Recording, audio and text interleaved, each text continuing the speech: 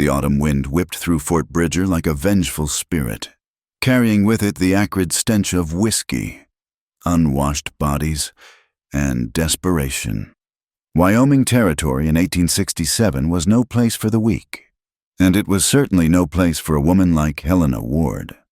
She stood in the shadows of her father's ramshackle cabin, watching through a crack in the warped wooden door as men gathered in the dusty square. Her fingers unconsciously traced the ruined landscape of the left side of her face, ridged scars that pulled her eyes slightly downward, twisted her mouth into a permanent grimace, and made children cry when they glimpsed her in the rare moments she ventured into town. "Helena," Silas Ward's voice cracked like a whip from inside the cabin. "Get out here, girl. Time to pay what's owed." Her stomach turned to ice.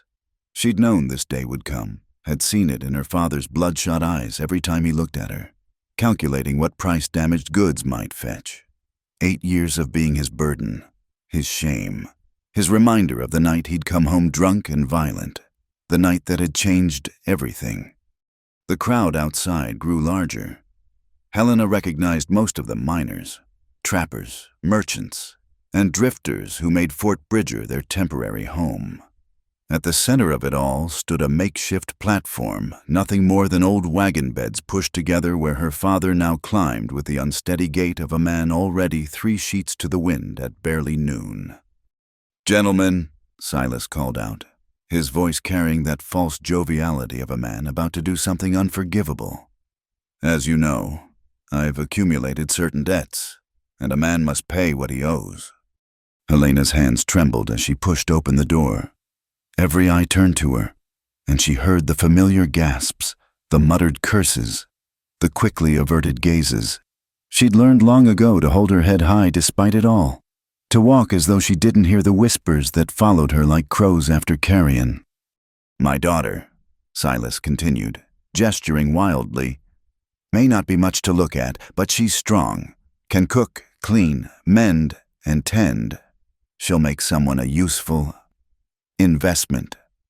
Investment, not wife, not companion. Investment, like a mule or a plow." Helena climbed the platform on wooden legs, her patched calico dress, her only dress, hanging loose on her thin frame. The wind picked up, sending her dark hair across her face, mercifully hiding the worst of the scars for a moment. "Let's start the bidding at $20, Silas announced. Silence stretched like a taut wire. Then, from the back of the crowd, a laugh cold and sharp as winter ice. $20 for that." The crowd parted to reveal Cornelius Blackwood, his expensive black coat and silver-headed cane marking him as a man of means. His pale eyes glittered with something that made Helena's skin crawl. "I wouldn't pay 20 cents. Silas's face flushed red.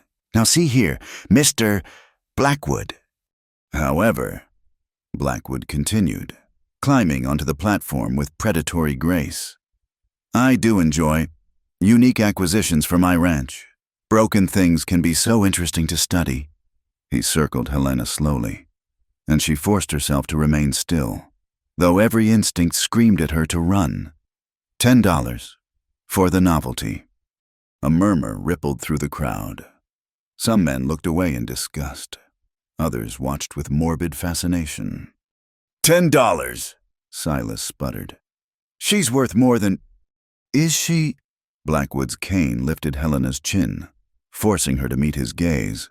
What she saw there made her stomach heave not desire, but something worse. Curiosity. The kind of curiosity that pulled wings off flies. "Tell me, Miss Ward, do those scars go all the way down?" Helena jerked away, her hands clenching into fists. "You'll never find out." Another laugh from Blackwood. "Oh, but I think I will. $15. Ward, final offer." 20. The new voice cut through the air like a blade. Everyone turned toward the speaker, a man sitting atop a painted horse at the edge of the square. Helena's breath caught. He was clearly native, though not from any of the local tribes she'd occasionally seen trading at the fort. Lakota, perhaps, judging by the distinctive beadwork on his buckskin shirt and the way he wore his long black hair. He sat his horse with the easy confidence of someone who'd been born to the saddle, and despite the rifles that immediately swung his way, he seemed utterly unconcerned. "Did that savage just try to buy a white woman?" someone shouted. The stranger he appeared to be in his early 30s, with sharp cheekbones and intelligent dark eyes, dismounted smoothly. I said, $20. Blackwood's face twisted with rage. "You dare?" "30, the Lakota man said calmly, producing a leather pouch that jingled with unmistakable weight. "50, Blackwood snarled. "100. Gasps echoed across the square. Even Silas's eyes went wide. $100 was more money than most of these men saw in 6 months. "You don't have $100, savage!" Blackwood spat. The stranger upended his pouch onto the platform. Gold coins spilled out, glinting in the harsh autumn sun. Not just $100 closer to 200, maybe more. Helena stared, her mind reeling. Why would this man, this stranger, pay such an impossible sum for her? Silas didn't hesitate. His greedy hand scooped up the coins before anyone could object. "Sold, she's yours. Mr. Shapa," the man said simply. Then, to Helena's shock, he approached her slowly, his movements careful and non-threatening, as one might approach a wounded deer. When he was close enough that only she could hear, he spoke in accented but clear English. "You do not have to fear me. I offer you freedom, not another cage." "Why?" The word escaped before she could stop it. His eyes, kind eyes. She realized with a start, studied her face without flinching. "Because I know what it means to be seen as less than human. Because no one should be sold like cattle. Because—" He paused, seeming to choose his words carefully. "Because the spirits told me I would find someone here who needed what I could offer." "And what's that?" "A choice." Blackwood's voice cut through their quiet exchange. "This is illegal, selling a white woman to a savage." "The lady's been sold fair and square." The fort's marshal, Thomas Garrett, interrupted. He was one of the few decent men in Fort Bridger, and his hand rested on his pistol as he faced down Blackwood. "Unless you're calling Silas Ward a liar about his daughter being his to sell." The threat implicit in those words silenced even Blackwood. Property laws in the territories were sacred, even when what was being sold was human. Shapa extended his hand to Helena, not grabbing, not demanding, just offering. "Will you come?" She looked around the square at her father, already counting his blood money, at Blackwood's face twisted with thwarted cruelty, at the crowd of men who'd stood by for 23 years while she endured hell. Then she looked at this stranger who'd paid a fortune for the simple right to offer her a choice. Helena placed her hand in his. The crowd erupted. Shouts of outrage, of scandal, of predictions of doom. Shapa helped her onto his horse, a beautiful pinto with gentle eyes, then swung up behind her. His presence at her back was warm and solid, so different from the grabbing hands she'd learned to dodge. "You can't do this," Blackwood roared. "She's white. She belongs with her own kind." Shapa's voice was steady as steel. "She belongs to herself. I have simply purchased that right from a man who never deserved to claim it." As they began to ride away, Silas Ward called out with drunken bravado, "Don't bring her back when you're done with her. Savage, no returns." Helena felt Shapa tense behind her, but he said nothing. It was she who turned back, finding her voice at last. "I would die before I returned to you." The last thing she saw as they rode out of Fort Bridger was Blackwood's face, pale with rage, his lips moving in what looked like a promise. This wasn't over. But for the first time in 8 years, Helena Ward felt something she'd thought burned away along with her beauty that terrible night. Hope. The painted horse carried them away from the fort, toward the vast Wyoming wilderness. Behind them, the sun was beginning its descent, painting the sky in shades of amber and rose. Helena had no idea where they were going, no idea who this man really was or what he wanted from her. All she knew was that for the first time since she was 15, someone had looked at her and seen something other than a monster. "Where are we going?" she asked as Fort Bridger disappeared behind a rise. "First away from there. Then—" She felt rather than saw his slight smile. "Then you decide. I told you I offer choice, not commands. And if I choose to leave to go my own way, then I will give you a horse, supplies, and gold enough to start over wherever you wish." His voice was matter-of-fact, as if giving away a fortune was nothing. "But first, you should know what other choices exist." Helena found herself relaxing slightly against him, exhaustion from the emotional ordeal finally catching up. "Why do you care what happens to me?" There was a long pause. When he spoke, his voice carried the weight of old pain. "When I was 12, soldiers came to our village. They took children to their schools to kill the Indian and save the man. They said, I watched them drag away my sister. She never came back." His arms tightened slightly on the reins. "Today, I saw them trying to sell someone's daughter like property. I could not watch it happen again, not when I had the means to stop it." Tears Helena hadn't shed in years threatened to spill. She blinked them back fiercely. "I'm not worth saving. You saw my face. You know what I am." "I saw strength," Shapa countered quietly. "I saw someone who has survived years of cruelty and still stands. In my culture, scars are not shame. They are proof that you are stronger than what tried to break you." The tears came then, silent and healing. As they rode into the deepening twilight, Helena Ward allowed herself to believe just for a moment that maybe, just maybe, this stranger was right. Behind them, unbeknownst to either, a lone rider followed at a careful distance. Cornelius Blackwood had not become wealthy by accepting defeat. And what Cornelius Blackwood wanted, he always found a way to possess. The painted horse carried them deeper into the wilderness, toward an uncertain future. But for now, in this moment suspended between her old life and whatever came next, Helena Ward was no longer property. She was possibility. The painted horse picked its way carefully through the darkening landscape, following paths invisible to Helena's eyes. They'd been riding for hours now, the silence broken only by the rhythmic hoofbeats and the whisper of wind through sagebrush. Fort Bridger had long since vanished behind them, swallowed by the vastness of Wyoming territory. Helena's body ached from the unaccustomed time in the saddle, but she didn't complain. Every mile between her and that platform, between her and Blackwood's pale eyes, felt like a blessing. Still, as the adrenaline of escape faded, darker thoughts crept in. "You should know," she said quietly. "People will come after us. Blackwood isn't the type to forget a slight." "Let them come." Shapa's voice was calm, unconcerned. "I have faced worse than angry white men before." "And my father might claim I was kidnapped.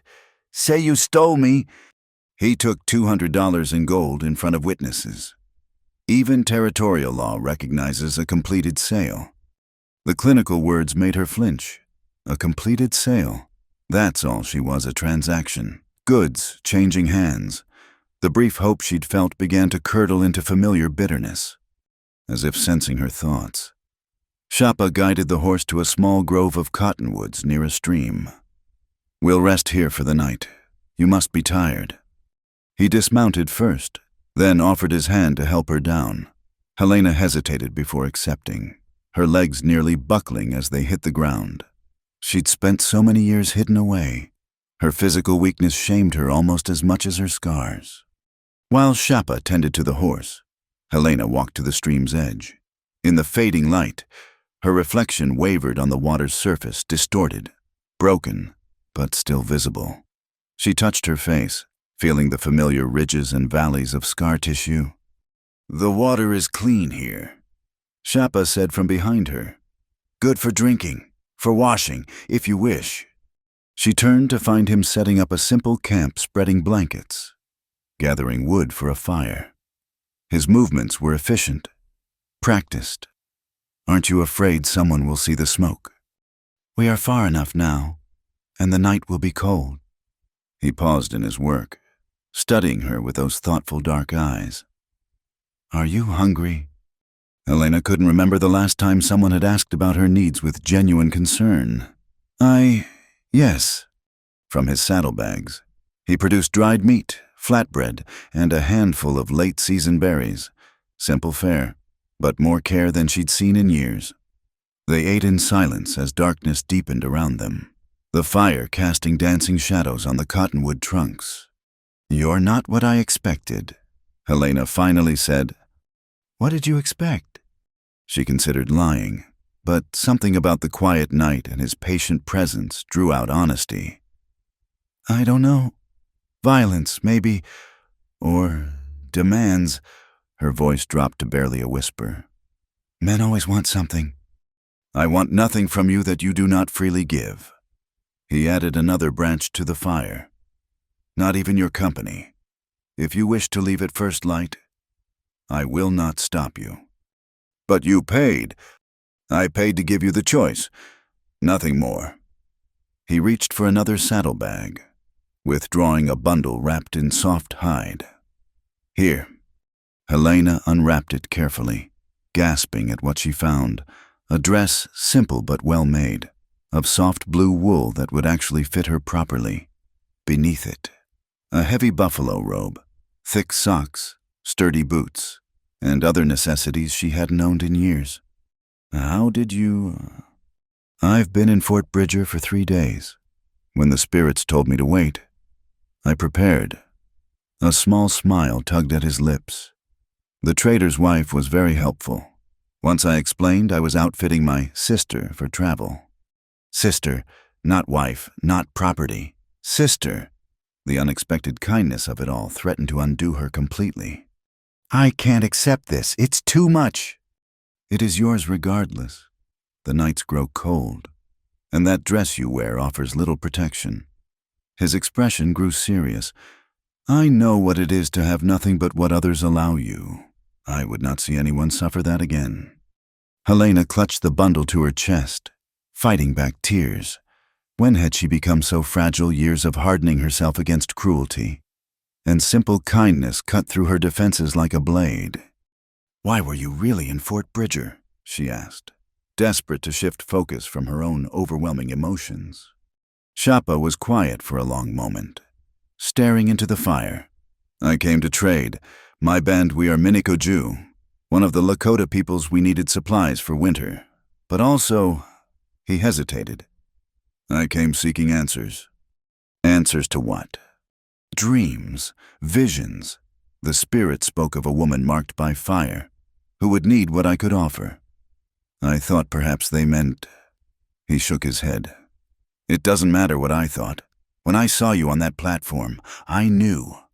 Helena's hand went unconsciously to her scars. "Marked by fire, that's one way to put it." "Tell me." It wasn't a command, but an invitation.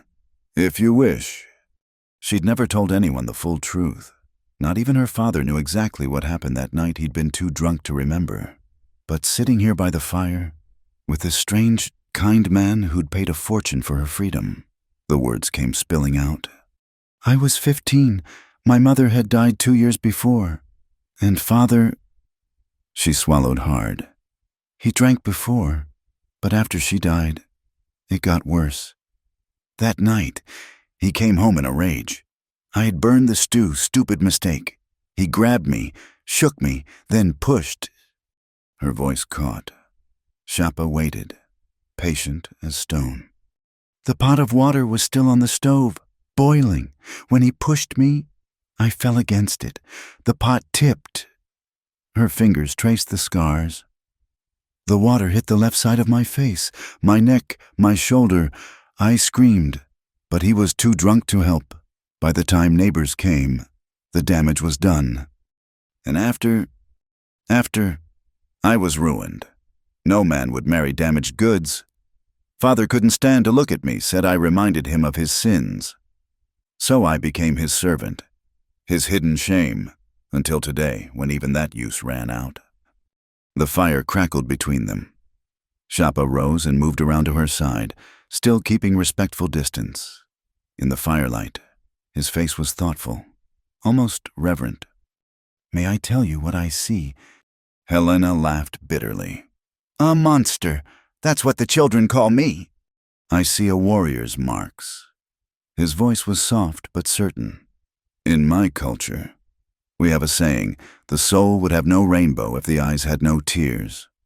Your scars tell a story of survival, of strength. They are proof that you have walked through fire and emerged alive." "Pretty words won't change what I am." "No, but perhaps new eyes might help you see yourself truly." He returned to his place across the fire. "Among my people, there is a woman named Winona.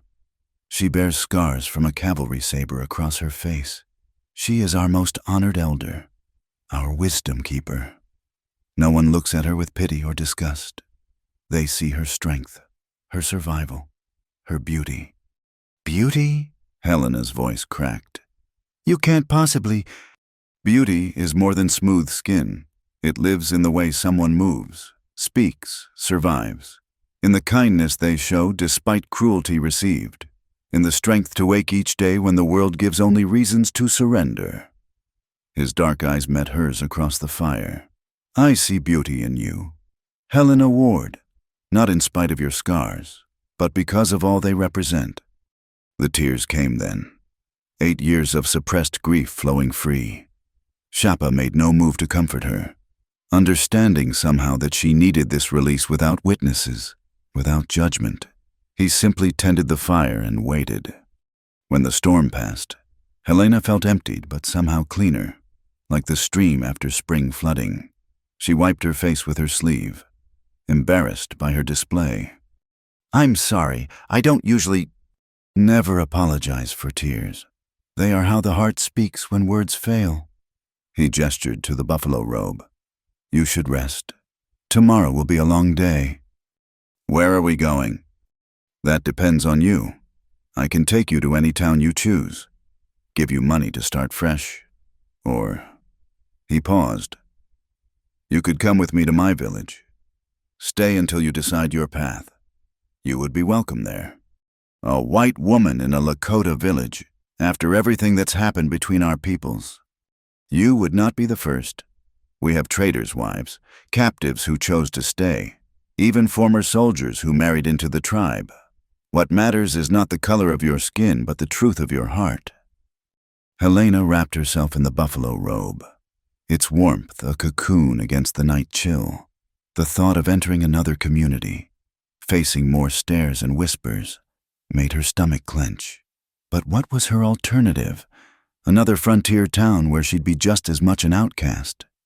"I don't know anything about your ways. I'd be useless." "You know how to survive cruelty with grace. That is not useless." Shapa banked the fire for the night. "But the choice is yours. It will always be yours." As she lay down on the blanket he'd spread for her, Helena watched the stars appear one by one in the vast Wyoming sky. When had she last slept under stars? When had she last felt she had any choice at all? "Shapa?" "Yes." "Thank you for—" She struggled for words. "For seeing me as more than my scars."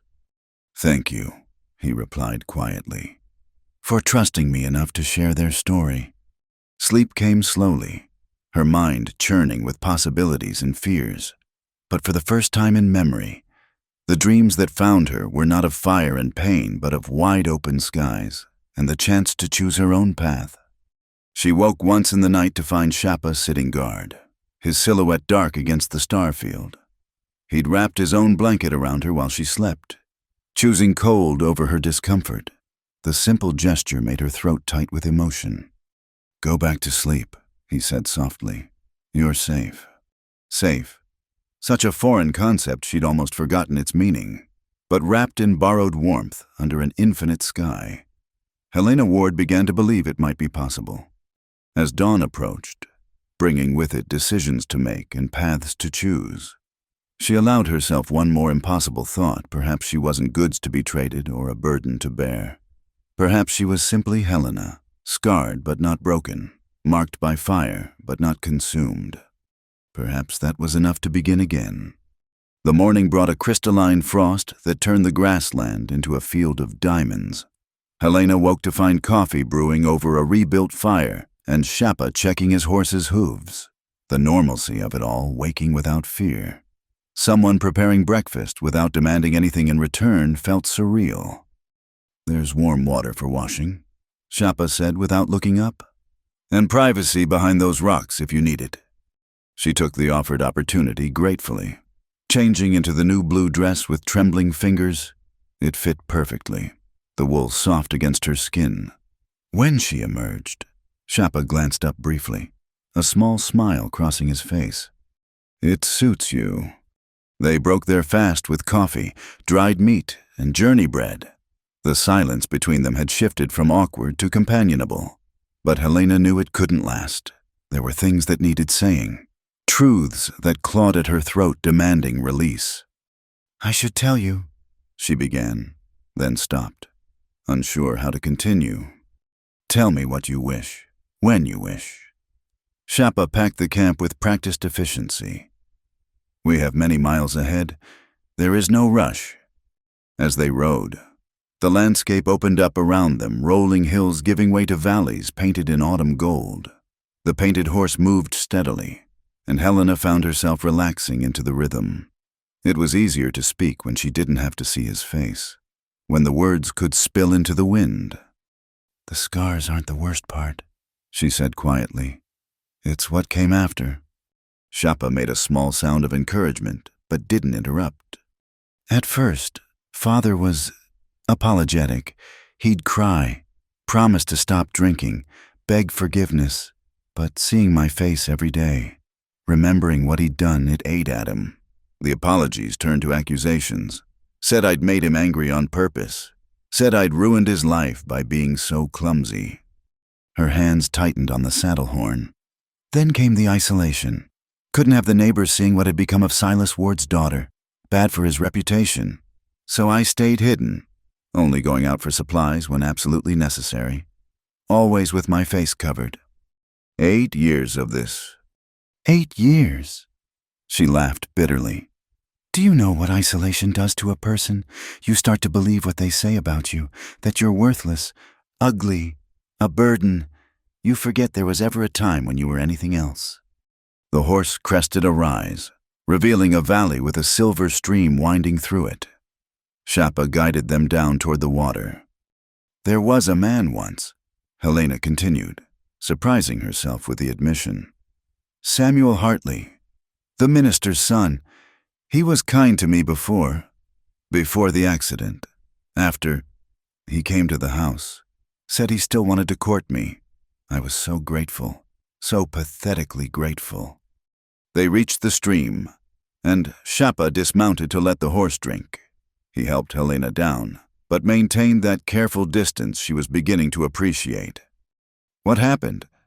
"He tried to kiss me, in the barn, away from prying eyes, but when he got close, when he saw the scars clearly," she touched her face reflexively, "he jerked back like I'd burned him too, said he was sorry, that he'd thought he could overlook it, but he couldn't.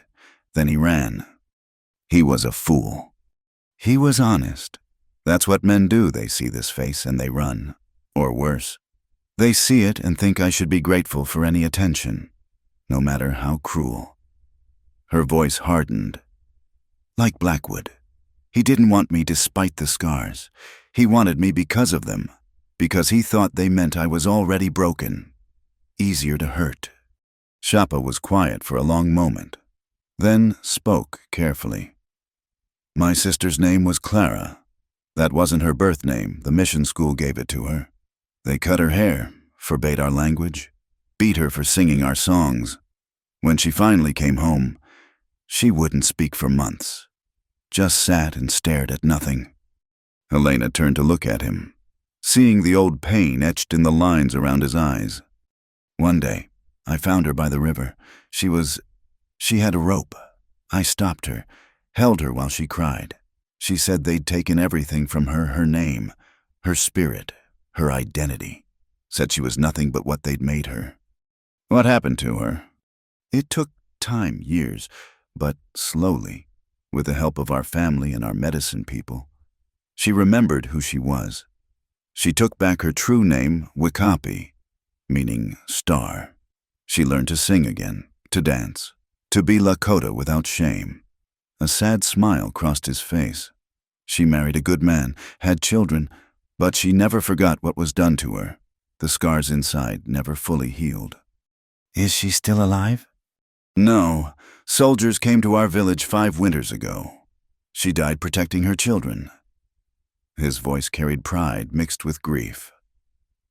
She died as Wikapi, not as Clara. She died free.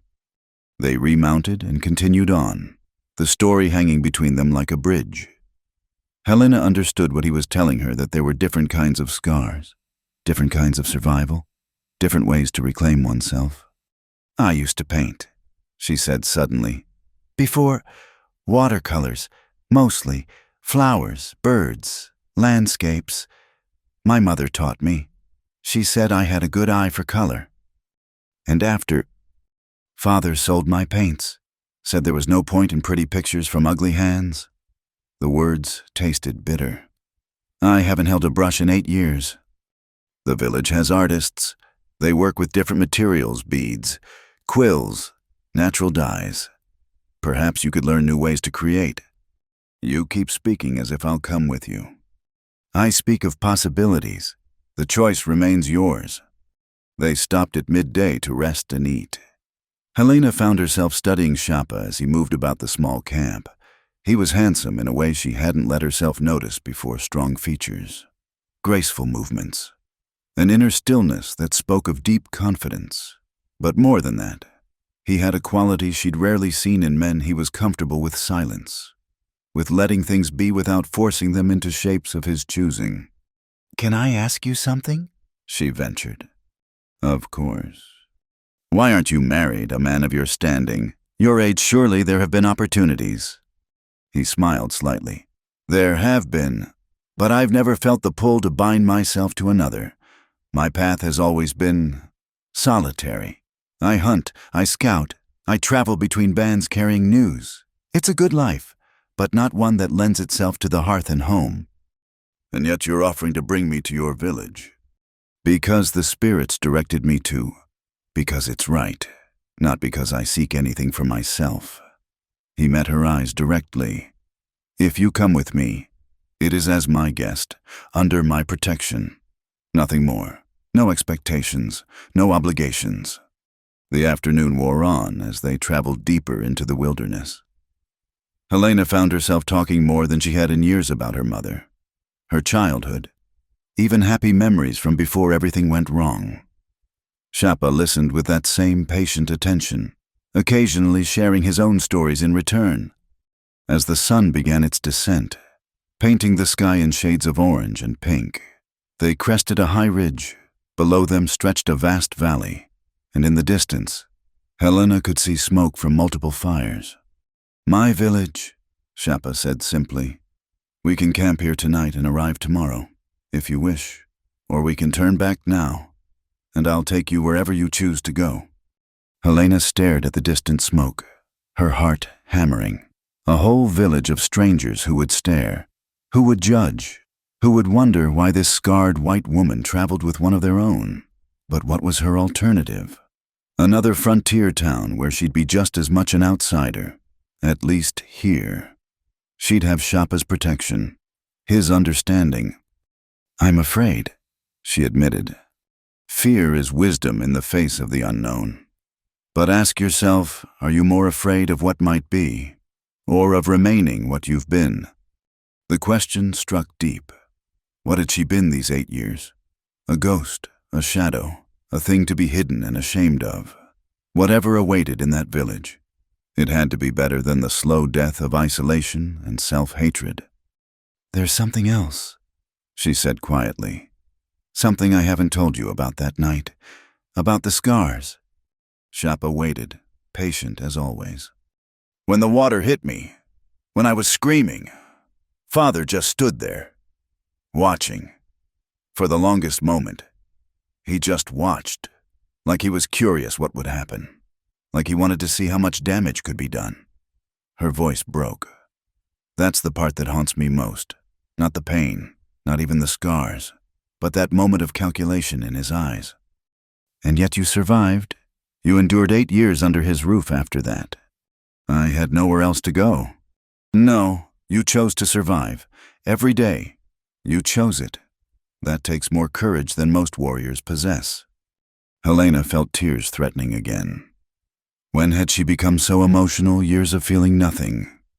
And now every kindness undid her. If I come with you, she said slowly, I can leave whenever I want. Whenever you want, I'll ensure you have a horse, supplies, whatever you need. And your people, they won't hurt me. You'll be under my protection. In our culture, that's sacred.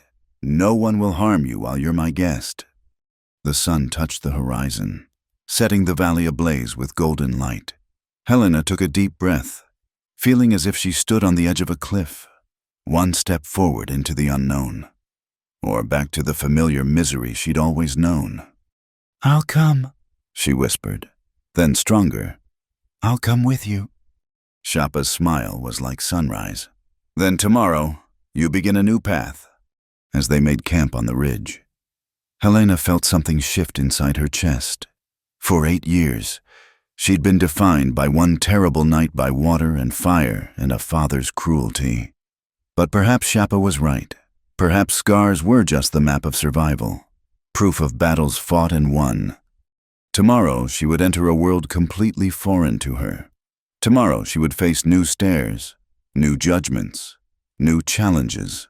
But tonight, under a canopy of emerging stars, she was just Helena, not the scarred daughter, not the hidden shame, not the sold property.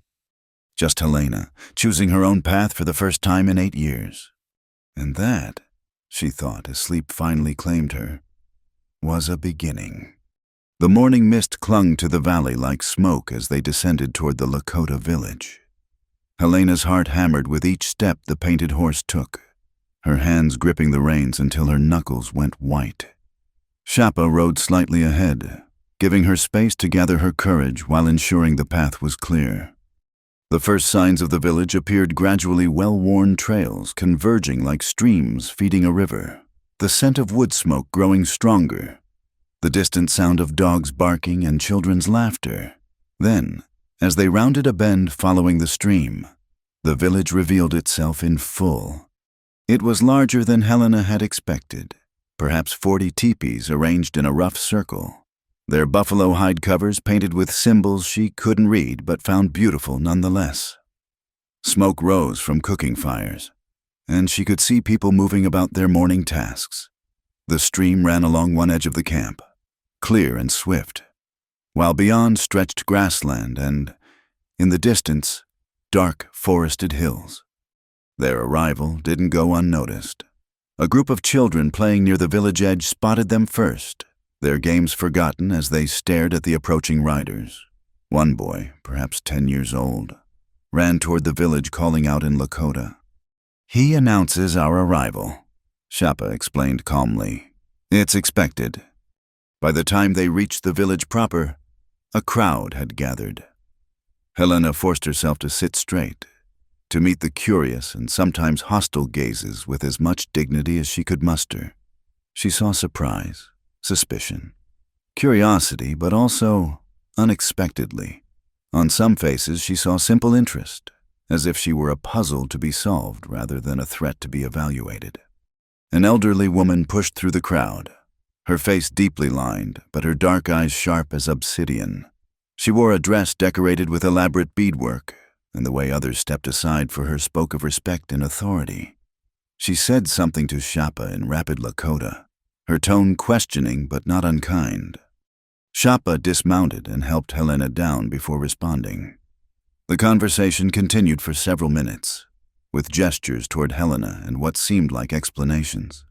The old woman studied Helena throughout, her gaze lingering on the scars without flinching away. Finally, the woman approached Helena directly. She reached out one weathered hand and, when Helena didn't pull away, gently touched her scarred cheek. The crowd held its breath. Winona, the woman said, pointing to herself. Then, in heavily accented but clear English, you are hurt by fire. I am hurt by soldiers." She pulled back her sleeve to reveal old scars running up her arm. "We understand each other."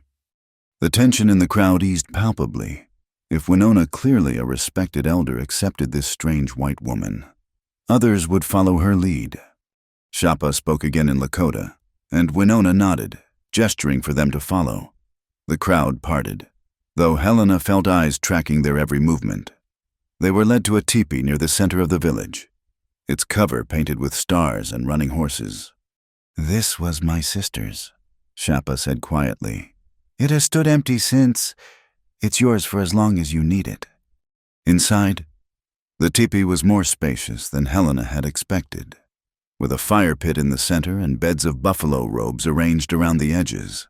Light filtered through the smoke hole at the top and the translucent hide walls, creating a warm, amber glow.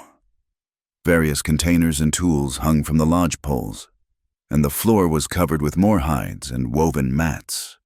Winona entered behind them, carrying a bundle. She spoke to Shapa, who translated. "She says you'll need proper clothing if you're to stay. These belong to her daughter, who has outgrown them. She offers them freely." "Thank her for me," Helena said, overwhelmed by the unexpected kindness. Winona seemed to understand without translation. She patted Helena's hand, said something that sounded encouraging, and left them alone. "I must report to the village council," Shapa said. "Tell them why I've brought you here. Will you be all right alone?" Helena nodded, though the prospect terrified her. When he left, she stood in the center of the teepee, unsure what to do with herself. The space felt both foreign and oddly welcoming, like stepping into someone else's life and finding it might fit. A soft voice from outside interrupted her thoughts. "May I enter?" "Yes," Helena called uncertainly. A young woman, perhaps her own age, ducked through the entrance. She was pretty in an effortless way, with long black hair worn in 2 braids and intelligent eyes that held curiosity rather than hostility. "I am Ayana," she said in careful English. "Shapa asked me to help you, to befriend, maybe—" "I'm Helena." She felt awkward, unsure of the proper etiquette. "I don't know what I'm supposed to do here." Ayana smiled. "First, we make you look less like Scared Rabbit. Come." She helped Helena change into the Lakota clothing, a soft doeskin dress decorated with simple beadwork, leggings, and moccasins. The transformation felt strange, but not unpleasant. The clothes were practical, comfortable, and somehow made Helena feel less conspicuous despite being the only white face in the village. "Now," Ayana said, studying her handiwork. "We go to women's work. You sit, you watch, you learn, is good." Helena nodded, grateful for the guidance. They emerged from the teepee to find small groups of women engaged in various tasks, some scraping hides, others working with beads or quills, a few tending cooking fires. Ayana led her to a group working on what appeared to be winter clothing. The women looked up at their approach.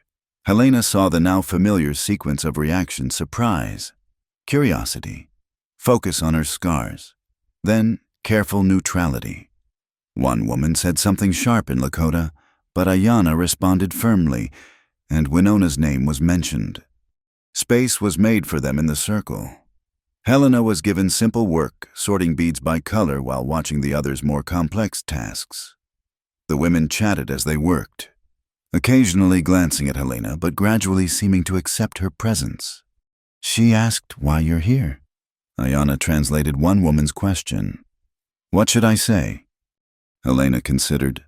"Tell her I had nowhere else to go, that Shapa offered me sanctuary." This was translated and seemed to satisfy the questioner. Another woman, younger with kind eyes, asked something else. "She wants to know about your face. You don't have to answer." But Helena found, surprisingly, that she wanted to tell her it was an accident, boiling water. "When I was young." This information passed through the group with murmurs of sympathy. The woman who'd asked reached over and briefly squeezed Helena's hand, a simple gesture that brought tears to Helena's eyes. As the morning progressed, Helena began to understand the rhythm of the work. Though she couldn't follow the conversations, she could read the universal language of women working together, the shared jokes, the gentle corrections when someone made an error, the pride in well-crafted items. It wasn't so different from quilting bees she'd attended with her mother years ago. Before everything went wrong, a commotion near the village edge drew everyone's attention. A hunting party was returning, several men leading horses laden with fresh game. Among them, Helena spotted Shapa, and her heart did an unexpected little skip. "Good hunt," Ayana explained. "There will be feast tonight." The rest of the day passed in a blur of activity. Helena found herself drawn into the work of processing the game, not the butchering itself, which required skills she didn't possess, but helping to prepare the cooking fires, gathering water, and other tasks that needed no special knowledge. She noticed how efficiently everyone worked together, each person knowing their role without being told. Children helped where they could. Elders directed with gentle authority. And there was a sense of shared purpose she'd never experienced in Fort Bridger. As the sun began to sink, the feast preparations intensified. Large pieces of meat roasted over fires. Women brought out special dishes saved for celebrations. And Helena caught the scent of sage and other herbs she couldn't identify. "You sit with me," Ayana decided, guiding Helena to a place near one of the fires. "Is better than sitting alone." People gathered in loose groups, families and friends together. Helena noticed she drew fewer stares, now still curiosity, but less suspicion. When Shapa appeared with a wooden plate of food for her, several people nodded approvingly. "You survived your first day," he said with a slight smile. "Barely. I feel like a child, understanding nothing, able to do only the simplest tasks. Everyone begins somewhere. You showed willingness to work, to learn. That matters more than skill." An elder man stood and began to speak, his voice carrying across the gathering. Others listened intently, occasionally murmuring agreement or laughing at what seemed to be humorous asides. "He tells the story of today's hunt," Shapa explained quietly. "How the buffalo appeared exactly where the scouts predicted, how the young hunters proved their skill. It's important to share these stories, to honor the buffalo who gave their lives for our survival." As darkness fell, more stories were told. Helena couldn't understand the words, but she felt the power of them, the rise and fall of voices, the engaged expressions of listeners, the way even small children sat quietly, absorbing their heritage. Then Winona stood, and the quality of attention changed. Her voice was different from the previous storytellers, deeper, more rhythmic, almost hypnotic. "She tells an old story," Ayana whispered, "about a woman who was cast out by her people, who walked into the wilderness to die. But the spirits took pity on her and transformed her scars into wings. She became an eagle and found a new family in the sky."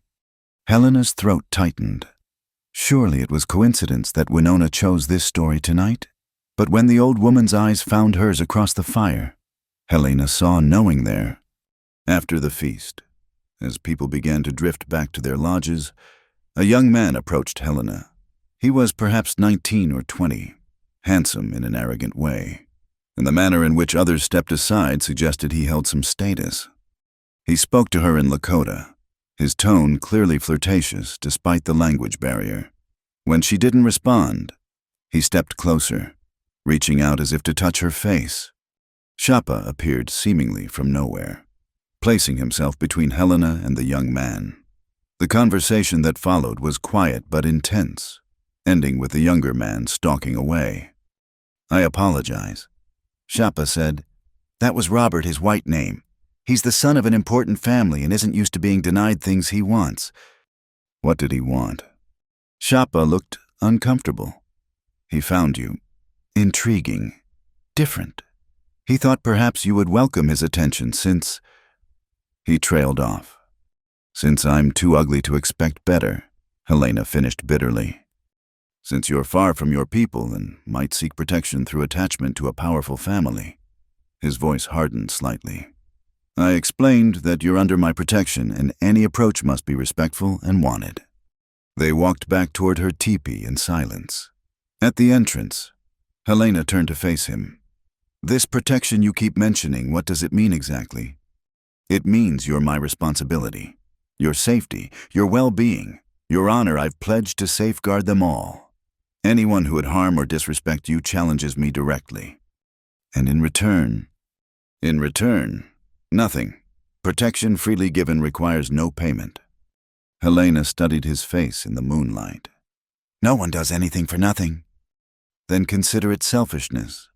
My sister died because I couldn't protect her from the soldiers' school. Protecting you helps balance that debt." "I'm not your sister." "No," he agreed quietly. "You're not." Something in the way he said it made Helena's heart race. She ducked into the teepee before she could say something foolish.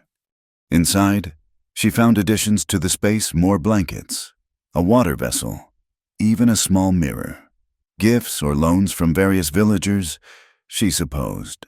The mirror drew her like a magnet. She hadn't seen her reflection clearly in years, always avoiding it when possible.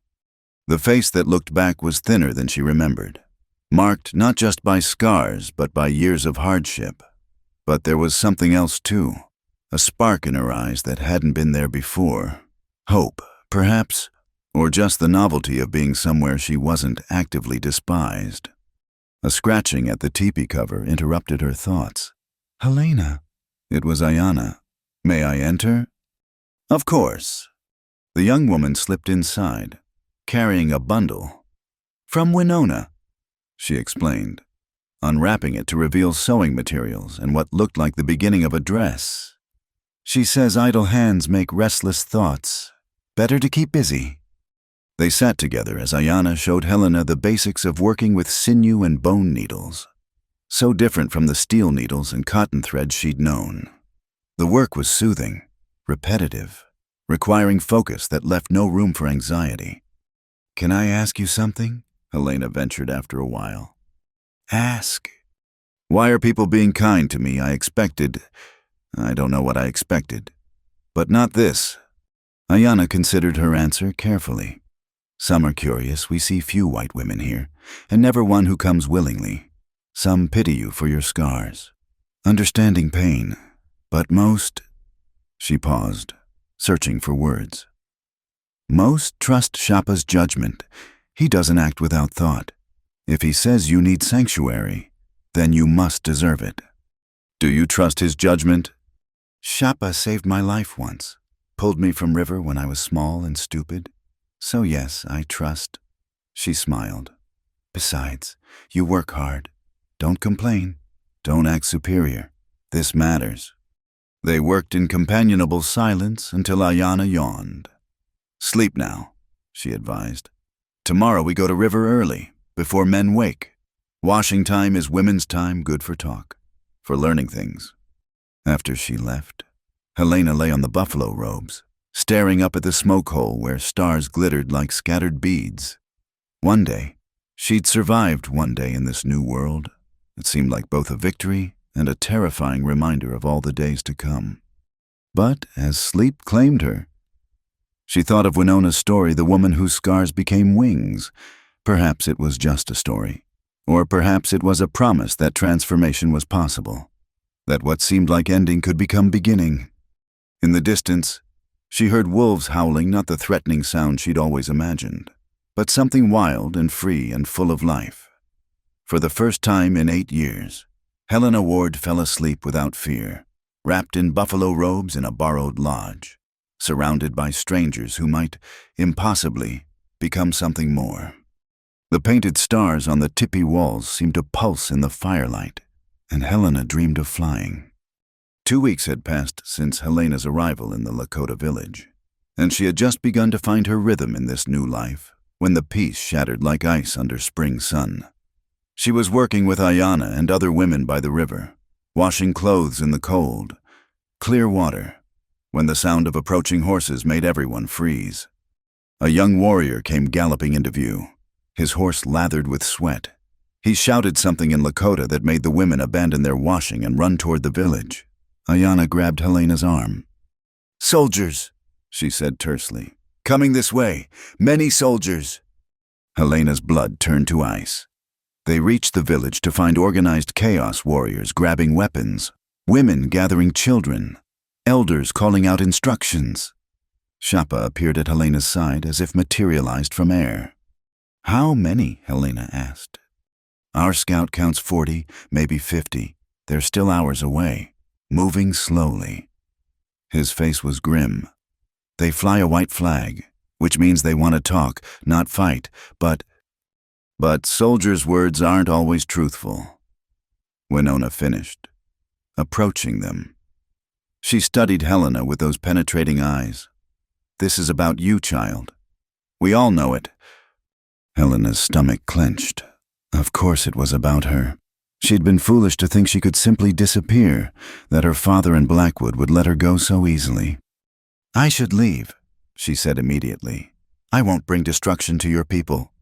"No," Shapa's voice was firm. "Running now would only make things worse. We'll meet them. Hear what they say." The next hours passed in tense preparation. The village's warriors positioned themselves strategically while trying not to appear threatening. Women and children were ready to flee into the hills if needed. Helena helped where she could, but mostly she wrestled with guilt and fear. When the soldiers finally appeared on the ridge, Helena's worst fears were confirmed. At the head of the column rode Captain James Thornfield, whom she recognized from Fort Bridger, a man who fancied himself righteous but could be swayed by the right words from influential men. Beside him rode a civilian she didn't recognize, and behind them, "Father," she breathed. Silas Ward sat his horse poorly, clearly suffering from too much whiskey and too little riding, but it was the figure beside him that made Helena's hands clench into fists. Cornelius Blackwood, dressed as impeccably as ever, his pale eyes scanning the village like a hawk seeking prey. The Lakota leaders, including Shapa, rode out to meet them at a neutral ground between the soldiers and the village. Helena watched from behind a lodge, Ayanna beside her. "What are they saying?" Helena asked anxiously. "The captain speaks of a white woman kidnapped by savages." Ayanna translated the distant conversation. "He demands her return." The parley continued for what seemed like hours. Finally, the group dispersed, with the soldiers making camp a short distance from the village, close enough to watch, far enough to avoid immediate conflict. Shapa returned, his expression dark. "They claim you were taken against your will," he reported. "Your father says he was threatened, forced to accept payment. Blackwood supports his story, says he witnessed the whole thing." "They're lying," Helena burst out. "I know. But it's the word of white men against an Indian. Who do you think the captain believes?"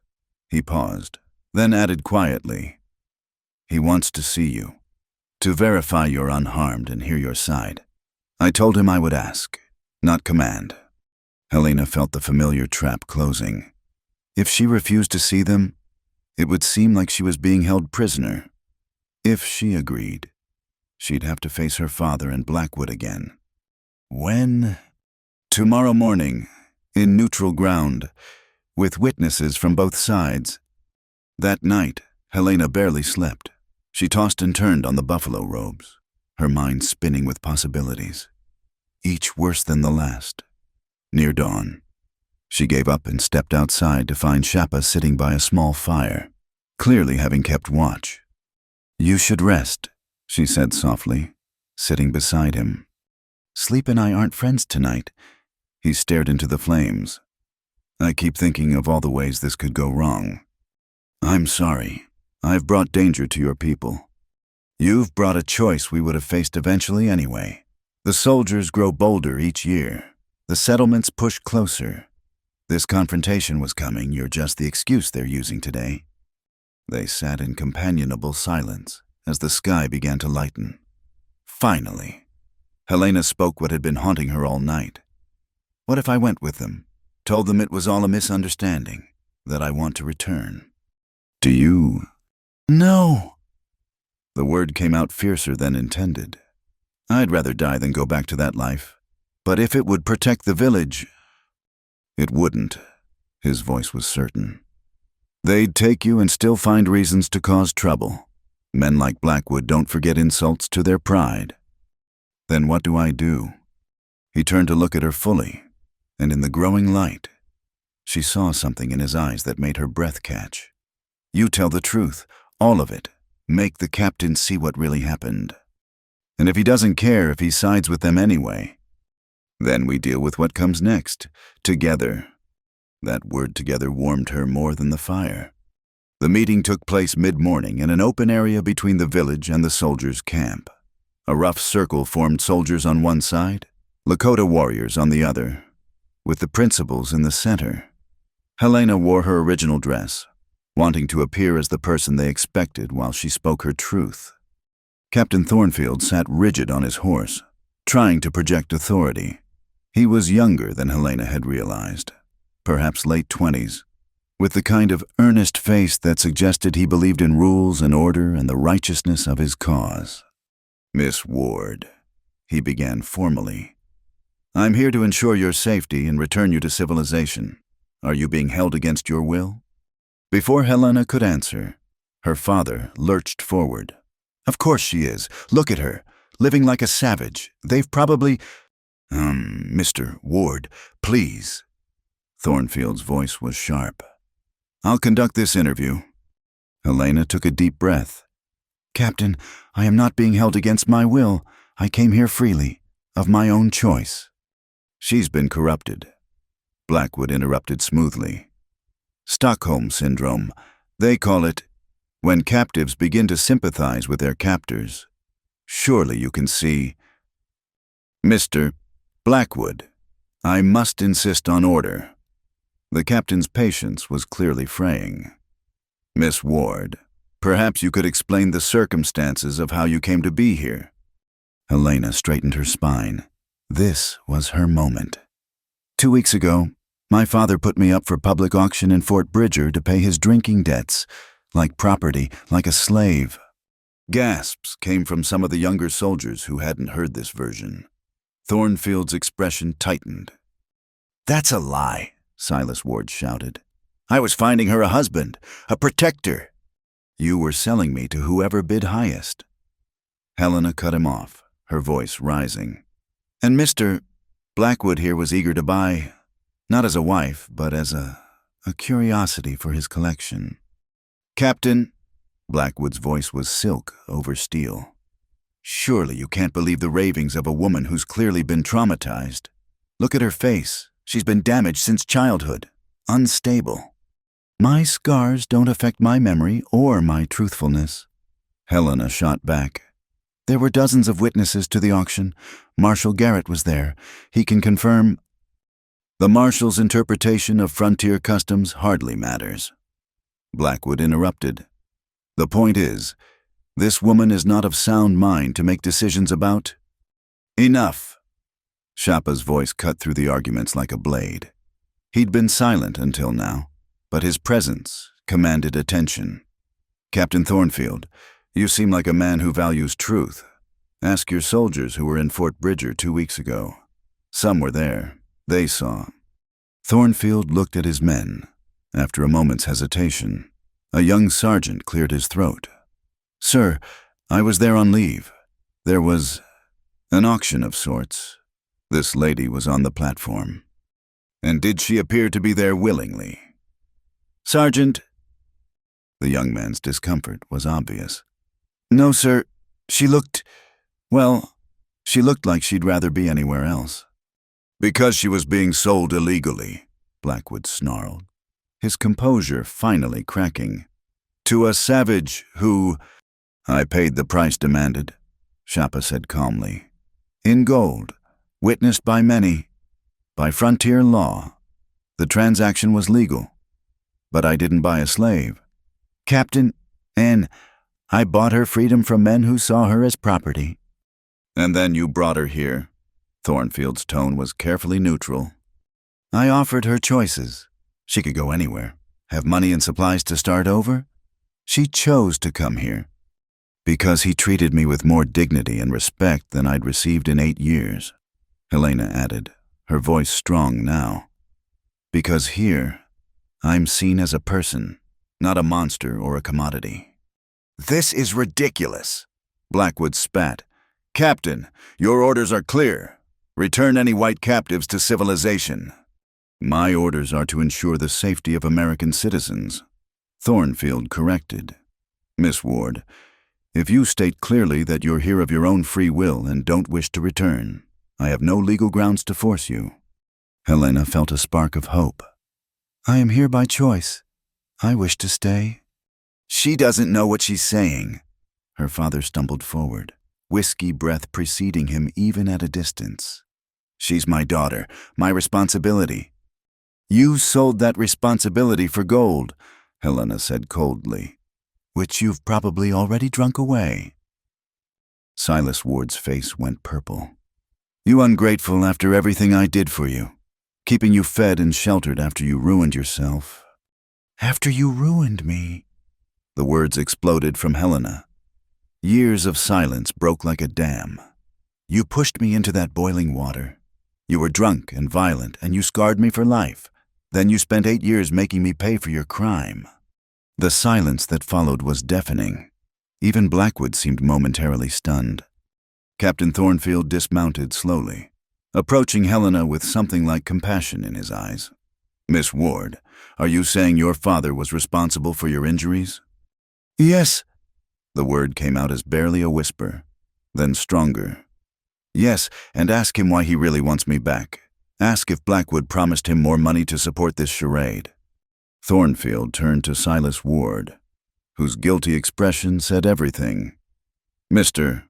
Ward. She's confused, Silas stammered. The accident addled her mind. How much? Thornfield's voice was sharp now. How much did Blackwood promise you? When Silas didn't answer, one of the other soldiers spoke up. I heard them talking in camp last night. Captain, $100 if they got the woman back. The captain's face darkened. So, this entire military expedition was launched on false pretenses to help one man reclaim what he sees as property, and another to profit from his daughter's misery. Captain, Blackwood tried once more, his voice taking on a threatening edge. I have connections in Washington. Your career. My career is built on honor, Mr. Blackwood, not on doing the bidding of men who would buy and sell women. Thornfield turned back to Helena. Miss Ward, I apologize for this intrusion. You're clearly here by choice and under no threat. This is outrageous. Blackwood's composure finally shattered completely. You can't leave a white woman with these savages. It's against nature, against God. Against your pride. You mean? Helena found herself saying, you can't bear that someone you saw as worthless chose freedom over you. Blackwood's pale eyes fixed on her with naked hatred. This isn't over. You can't hide here forever. Is that a threat? Mr. Blackwood. Captain Thornfield's hand moved to his sidearm. Because threatening American citizens is something I do take seriously. The standoff stretched taut as a bowstring. Then, unexpectedly, it was broken by laughter, Winona's cracked but carrying voice as she pushed through the crowd of watchers. She spoke at length in Lakota, gesturing at the soldiers, at Blackwood, at Helena. Then she switched to her broken English, addressing Thornfield directly. You want to know if she prisoner, I tell you. This one, she pointed at Helena, works hard, helps with cooking, cleaning, children, learns our ways. Good woman. That one, she pointed at Blackwood, offers nothing, only takes. Which one you think we keep? Nervous chuckles came from some of the soldiers and even a few warriors. The tension eased fractionally. Furthermore, Winona continued, warming to her theme. She ugly by your standards. Yes, scarred, damaged goods, but here, we see survivor, warrior. Worth 10 of pretty faces who break at first trouble. Your loss, our gain. Helena felt tears prick her eyes at this unexpected defense. Ayana appeared at her side, taking her hand in solidarity. Other women from the village stepped forward too, creating a protective circle. Captain Thornfield surveyed the scene, Helena surrounded by people who clearly cared for her, versus her drunk father and the predatory Blackwood. His decision, when it came, was firm. Mr. Ward. Mr. Blackwood, we're leaving. Miss Ward has made her choice clear, and I see no evidence of coercion. He paused, then added with quiet steel, "And if I hear of either of you causing trouble for this village or Miss Ward in the future, I'll personally ensure you're brought up on charges." "You can't do this," Blackwood raged. "I have rights." "You have no rights here," Shapa said quietly but firmly. "And if you return, you'll be treated as the threat you are." For a moment, violence hung in the air like smoke. Hands hovered near weapons on both sides. Then Thornfield barked orders, and his soldiers began forming up for departure. Silas Ward made one last attempt, stumbling toward Helena. "You're my daughter. You belong with your own kind." "I am with my kind," Helena said firmly. "People who judge me by my actions, not my scars. People who see my worth beyond what price I might fetch at auction." "You'll regret this," he slurred. "When winter comes, when you're hungry and cold. I survived 8 winters in your house, hungry and cold and hopeless. I think I'll manage." The finality in her voice seemed to penetrate even his whiskey-soaked brain. He turned away, stumbling back toward his horse, as the soldiers prepared to leave. Captain Thornfield approached Helena once more. "Miss Ward, I need to ask one more time. Officially, do you wish to remain here of your own free will?" "I do. And you understand you can leave whenever you choose, that help will be provided if you need it." "I understand, but I'm where I want to be." He nodded, then surprised her by offering a slight bow. "Then I wish you well, Miss Ward, and I apologize again for the disturbance." As the column of soldiers rode away, Blackwood turned back once, his pale eyes finding Helena across the distance. The look he gave her was a promise of retribution. She shivered, knowing this wasn't truly over. But then warm hands settled on her shoulders, Shapa's. She realized, and his solid presence at her back reminded her she wasn't alone. Around her, the village women chattered excitedly about the morning's drama. Warriors joked about the soldiers' retreat. Life was already returning to normal. "You did well," Shapa said quietly. "Speaking your truth took courage." "I was terrified," she admitted. "Courage isn't the absence of fear, it's acting despite it." She turned to face him, seeing pride in his eyes that warmed her to her core. "What happens now?" Now we prepare for winter. Blackwood was wrong about one thing: you won't be cold or hungry. This village takes care of its own." "Its own," Helena repeated softly. "Am I that after only 2 weeks?" Winona approached. Having overheard, "You stood with truth against lies, chose hard path over easy one, faced down men who hurt you. Yes, you are ours now, if you wish to be." The old woman patted Helena's cheek gently, careful of the scars, then wandered off, muttering about foolish white men and their foolish pride. As the excitement died down and normal life resumed, Helena found herself walking with Shapa toward the river. They stood together on the bank, watching the clear water flow over ancient stones. "Your father was wrong about something else," Shapa said eventually. "What's that?" "You're not ruined, you're just beginning." Standing there in the autumn light, surrounded by people who'd stood up for her right to choose her own path, Helena began to believe he might be right. The confrontation with her past had come sooner than expected, but she'd faced it and won not through violence or lies, but by speaking her truth and being believed. Blackwood was still out there, still a threat. Her father's words might spread, poisoning other minds against the village. Winter was coming with all its challenges, but for now, in this moment, Helena Ward was free. And that freedom, she was learning, was worth any price.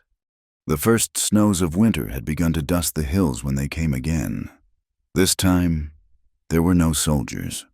No pretense of legal authority, just Cornelius Blackwood and a dozen hired guns, hard men with dead eyes and well-worn pistols.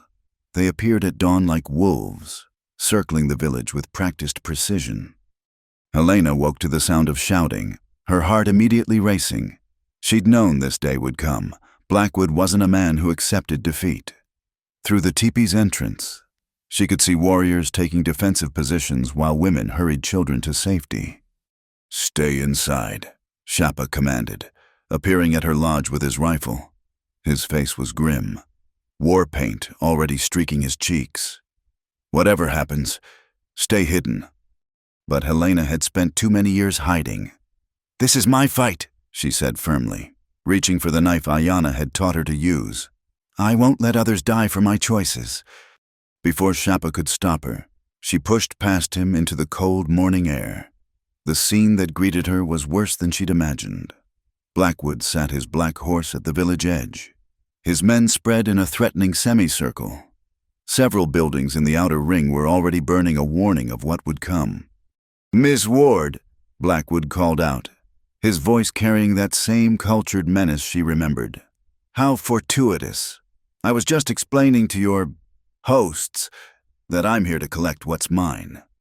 "I am not yours," Helena shouted back, stepping into clear view despite the gasps from those around her. "I never was and never will be." "Oh, but you are." He produced a paper from his coat with theatrical flair. "A bill of sale, signed by your father. Apparently, the gold our mutual friend paid was counterfeit. Imagine that the transaction is void, and ownership reverts to your legal guardian, who has sold that guardianship to me." "You're lying." But even as she said it, Helena felt dread pooling in her stomach. It was exactly the kind of twisted legal maneuvering Blackwood would attempt. "Am I? Your father was quite cooperative once I explained the situation. Even put his mark on the papers before he departed for healthier climates." His smile was sharp as glass. "So, you see, legally, you belong to me, and these savages are harboring stolen property." The Lakota warriors were outnumbered and outgunned, but Helena could feel their readiness to fight, to die, if necessary. For her. The weight of that responsibility nearly crushed her. "Wait," she called out, her mind racing. "If it's me you want, then take me. Leave the village in peace." "No," Shapa stepped forward, and several warriors moved with him. "You are one of us now. We don't surrender our people." "How touching." Blackwood's pale eyes glittered. "But I'm afraid it's not that simple anymore. Miss Ward, you see, by choosing them over your own kind, you've made a statement, and statements have consequences."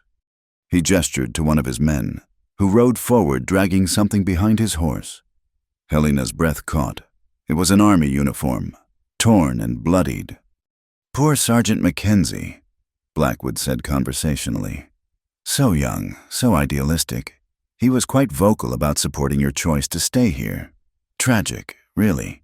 How he was ambushed by hostile Indians while on patrol. At least, that's what his fellow soldiers will report when they find him." The implication hit Helena like a physical blow. Blackwood had murdered a soldier and would blame it on the village, bringing the full weight of military retribution down on them. "You're insane," she breathed.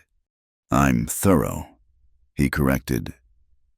"You humiliated me publicly, Miss Ward. Did you think there wouldn't be a price? But I'm feeling generous. Come with me now. Publicly declare that you were indeed held captive. And perhaps I'll reconsider my report about who killed the good sergeant." Around her, Helena could feel the village tensing like a drawn bow. Warriors fingered their weapons. Women clutched their children. Elders muttered prayers. All of it because she dared to want freedom. "I need time," she said desperately, "to gather my things, to—" "You have 1 hour," Blackwood cut her off. "Then we're coming in. and anyone who stands in our way will share the sergeant's fate. As Blackwood's men pulled back slightly, the village erupted in urgent discussion. Some warriors wanted to attack immediately. Others counseled negotiation. Winona's voice rose above the rest, sharp and commanding, bringing order to the chaos. Shapa pulled Helena aside, his dark eyes intense. You can't go with him. You know what he'll do to you. And if I don't, he'll destroy the village. He's killed a soldier. Shapa, the army will come with hundreds of men. Your people will be slaughtered. Then we fight. We've fought before. And lost, Helena interrupted gently. How many times can you lose before there's nothing left? She saw the pain in his eyes, the weight of impossible choices around them. The village was preparing for war, but it was a war they couldn't win, and everyone knew it. There has to be another way, Ayana said, joining them. Her usual cheerfulness was replaced by fierce determination. We could send riders to Fort Bridger, tell them the truth about the sergeant. It would take days, Shapa said grimly. And who would believe us over Blackwood? Helena felt the walls closing in, just as they had so many times in her father's house. But this time, it wasn't just her life at stake.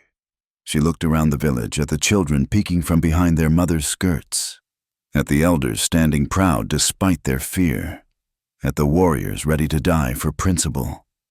I won't be the reason for a massacre, she said quietly. I'll go. Helena! But I won't go as his property. Her voice grew stronger, an idea forming.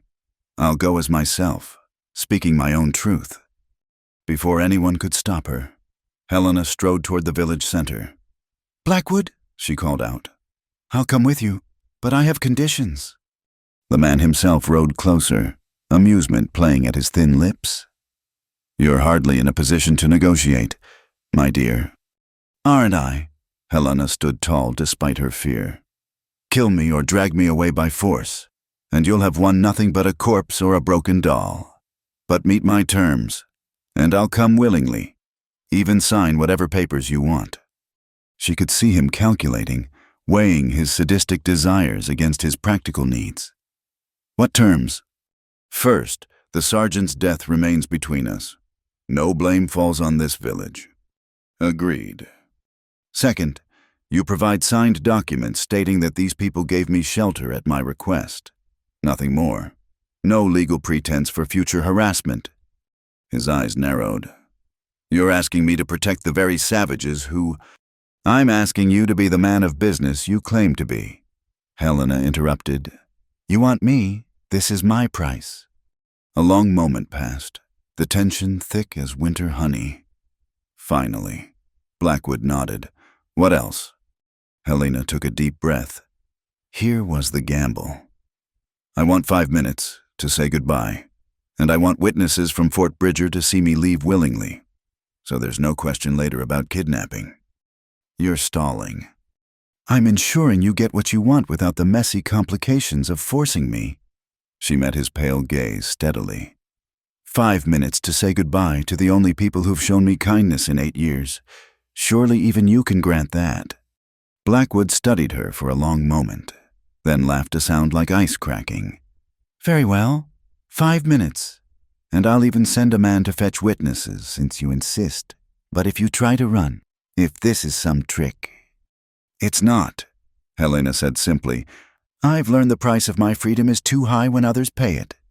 As Blackwood sent one of his men riding toward Fort Bridger, Helena turned back to the gathered villagers. The looks on their faces, anger, sorrow, disbelief nearly broke her resolve. Child, no, Winona said, pushing forward. This is not the way. It is today, Helena said gently. She looked at the assembled faces, these people who'd taken her in without question, who'd shown her what community could be. Thank you, all of you, for showing me I could be more than my scars. She moved through the crowd, touching hands, accepting embraces, memorizing faces. When she reached Shapa, she stopped. So much to say. No words adequate to say it. This isn't over, he said fiercely. I'll find a way. No, She pressed her fingers to his lips. "No more blood on my account. Promise me." His jaw clenched, but after a long moment, he nodded. Then, surprising her, he pulled something from around his neck, a small leather pouch on a cord. "Wear this. It contains sage and sweetgrass, sacred things, to remind you that you have a people who claim you." Helena's eyes burned as he placed it around her neck. "Shapa, Time's up," Blackwood's voice cut through the moment. But Helena had one more card to play. As she walked toward Blackwood, she raised her voice so all could hear, including the 2 witnesses from Fort Bridger who'd just arrived, looking confused but official. "Mr. Cornelius Blackwood," she said formally. "I want these witnesses to record that I, Helena Ward, am leaving this Lakota village of my own free will to prevent violence. I want it known that these people sheltered me with kindness when my own father sold me like cattle. I want it recorded that you have promised no retribution against them, and that you are taking responsibility for my welfare from this moment on." The witnesses, a merchant and the fort's clerk, exchanged uncertain looks, but dutifully began writing. Blackwood's face darkened at being outmaneuvered, but with official eyes watching, he had no choice but to play along. Furthermore, Helena continued, her voice carrying across the silent village. "I want it known that Shapa of the Lakota paid gold in good faith for my freedom, and any claims of counterfeit are between him and my father, not this village. These people are innocent of any wrongdoing." Yes, Blackwood said impatiently. "It's all recorded. Now come." Helena took one last look at the village, at Winona standing proud despite her tears, at Ayanna clutching her hands together, at Shapa watching with eyes that promised this wasn't over despite her wishes. Then she walked to Blackwood's horse and allowed him to pull her up in front of him. The smell of him expensive cologne over something rotten made her stomach turn. His arm around her waist felt like a shackle, but she kept her head high as they began to ride away. "You think you've been clever," Blackwood murmured in her ear, his breath hot against her neck. "But you have no idea what I have planned for you. By the time I'm done, you'll beg to be back on that auction block." Helena didn't respond. She kept her eyes forward, one hand clutching Shapa's medicine pouch, the other clenched in her lap. Behind them, she could hear the witnesses following, ensuring Blackwood couldn't simply disappear with her into the wilderness. They'd ridden perhaps a mile when it happened. A shot rang out, echoing across the hills. Blackwood's horse screamed and reared. In the chaos, Helena felt herself falling, hitting the ground hard. More shots followed from where, she couldn't tell. When the dust cleared, she found herself on the ground with Blackwood's men forming a defensive circle, guns drawn. One of them was down, blood spreading beneath him. The witnesses from Fort Bridger had fled at the first shot.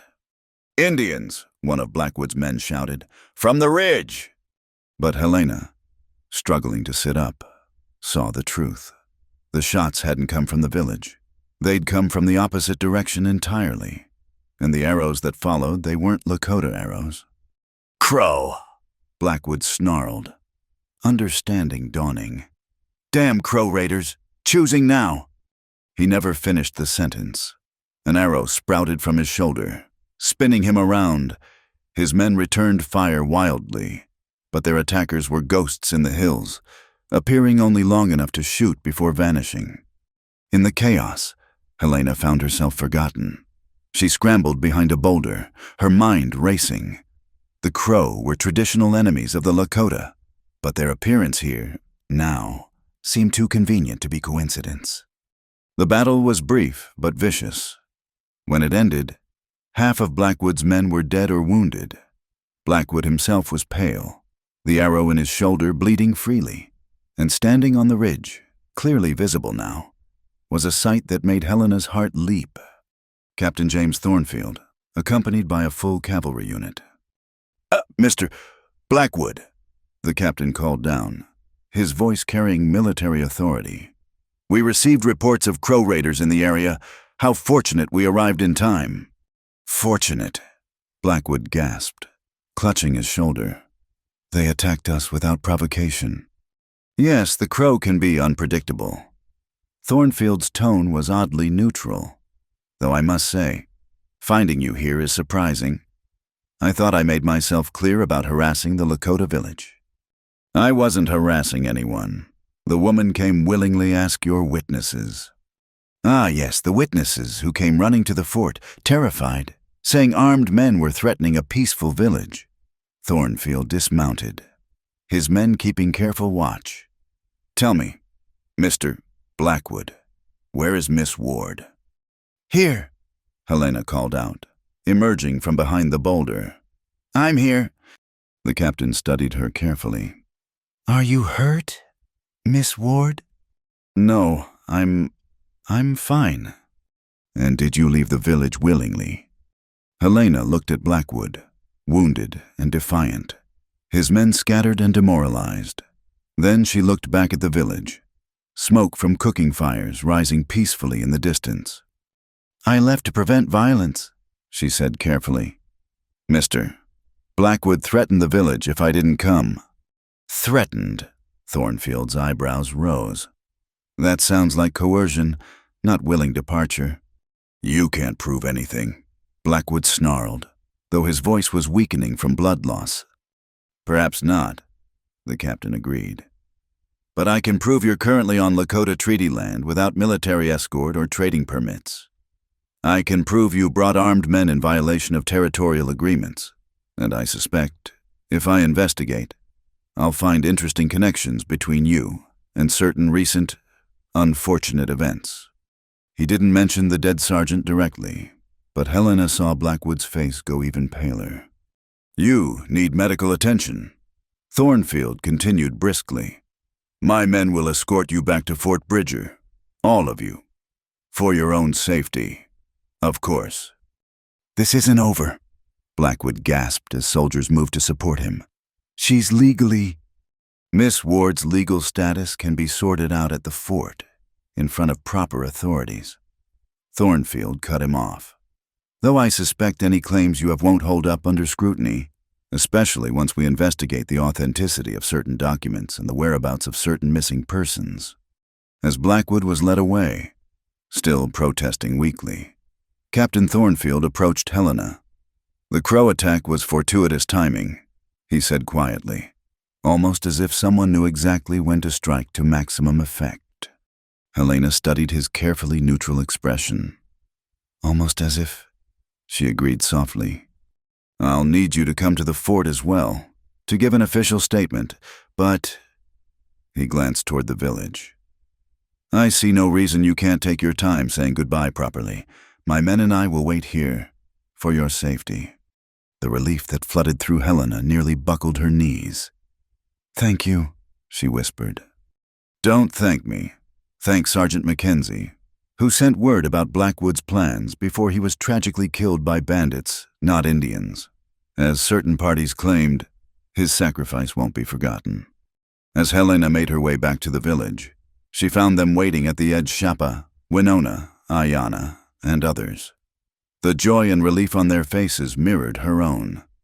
The crow? She asked Shapa quietly. A ghost of a smile touched his lips.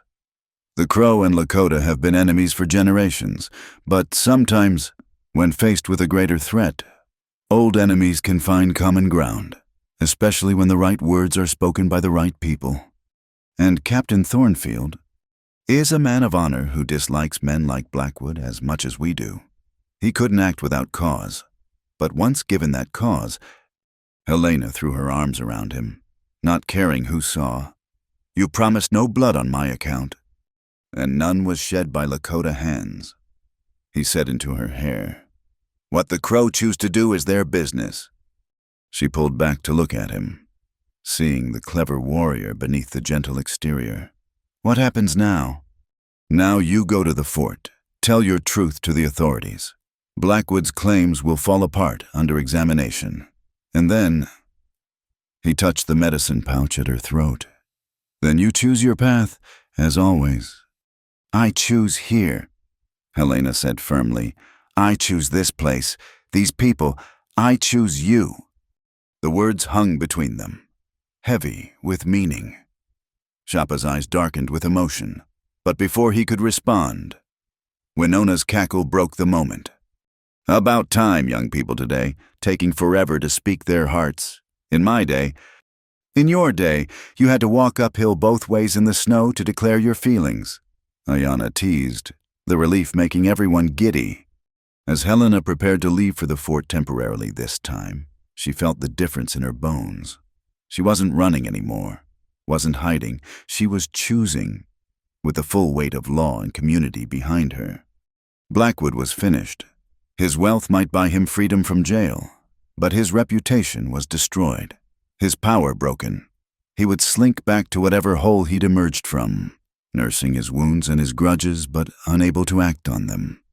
And Helena would return to the village not as a refugee, but as a chosen member.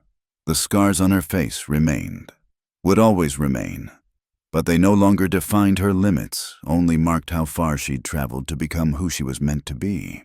As she rode toward Fort Bridger with Captain Thornfield's escort, Helena touched the medicine pouch at her throat and smiled. Behind her, smoke rose from the Lakota village, peaceful and unthreatened. Ahead lay paperwork and questions and legal tangles. But after lay a life she'd chosen for herself, scars and all. And that was worth everything. The aftermath of Blackwood's failed attempt to reclaim Helena unfolded like a drama on the Fort Bridger stage. Word had spread quickly through the settlement, and by the time Captain Thornfield's escort arrived with Helena and the wounded Blackwood, a crowd had gathered to witness the spectacle.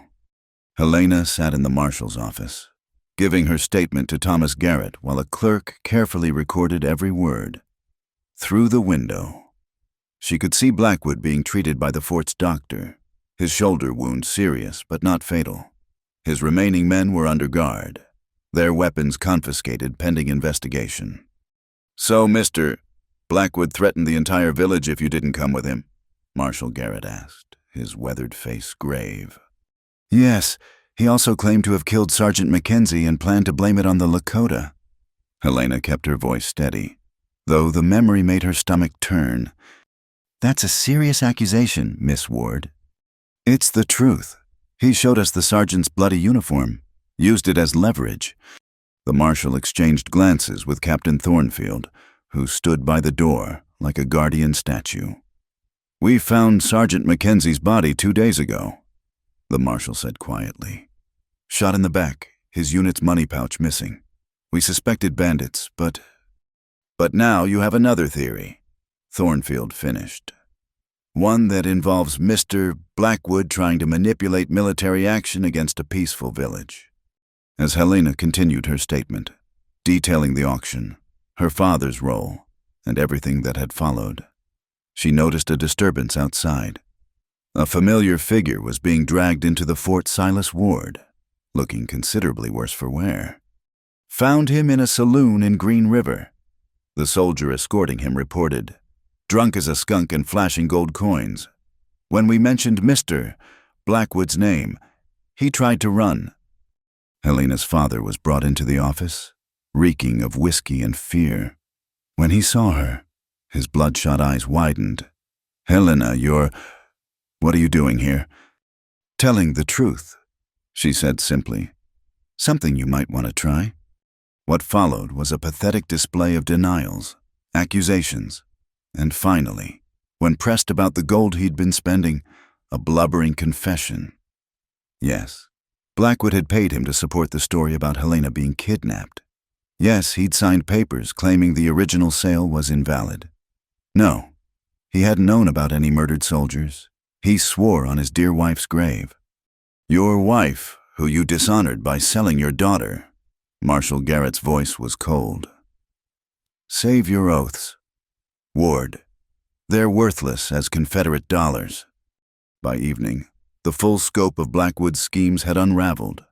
Papers were found in his saddlebags detailing plans to provoke conflict with the Lakota, acquire their land through military action, and establish a cattle empire on the bones of their villages.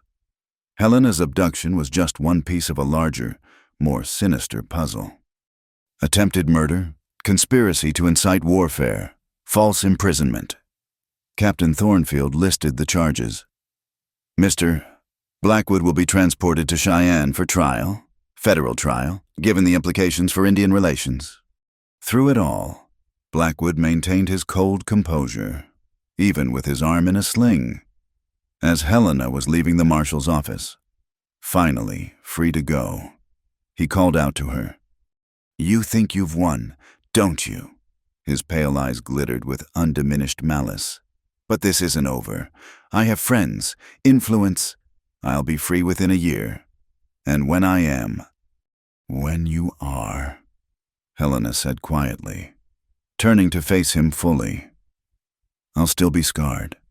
Still be the woman no one wanted, but I'll also still be free, living with people who value courage over beauty, truth over wealth.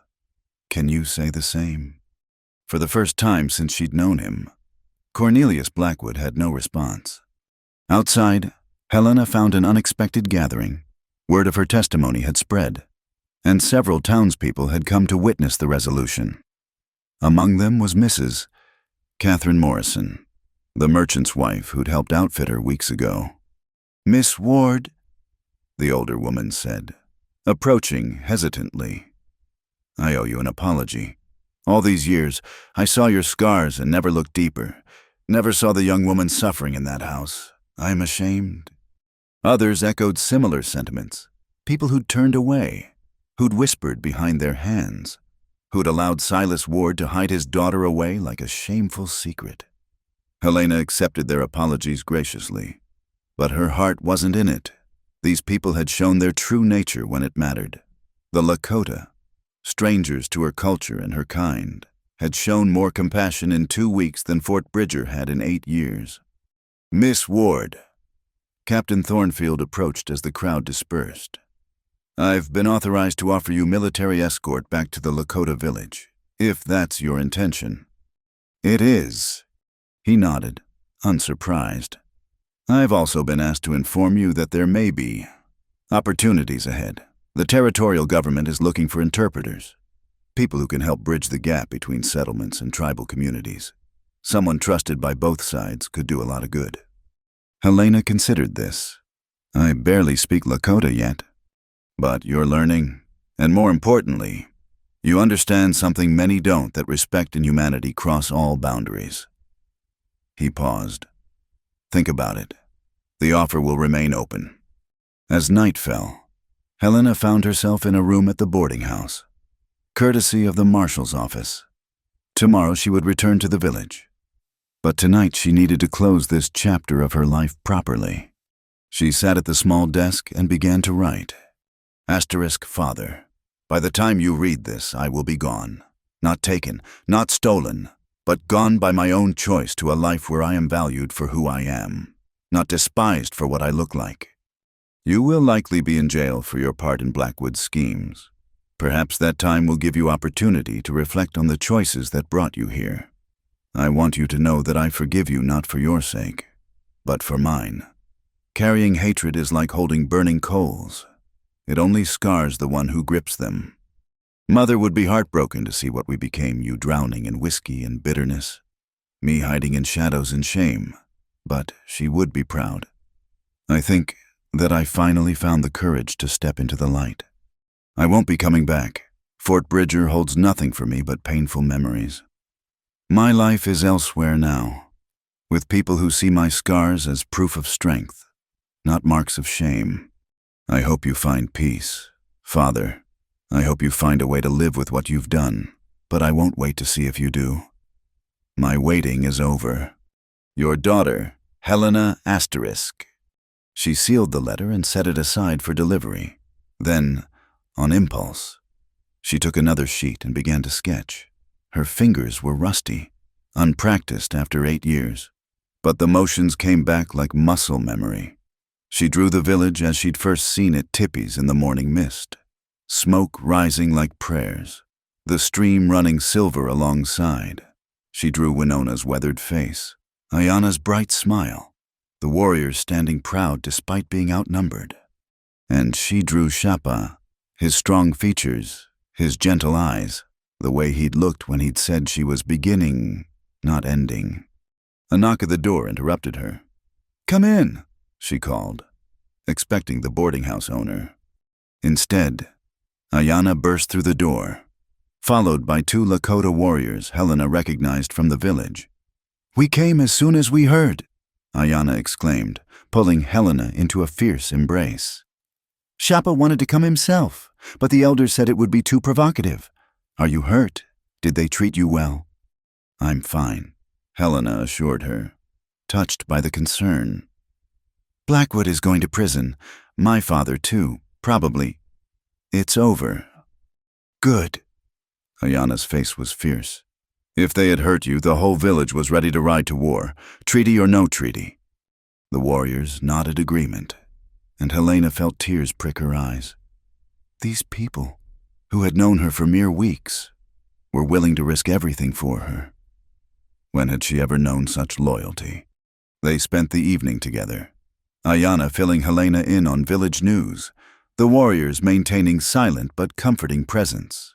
When they finally left, promising to return in the morning for the journey home, Helena felt lighter than she had in years. Home. The village was home now.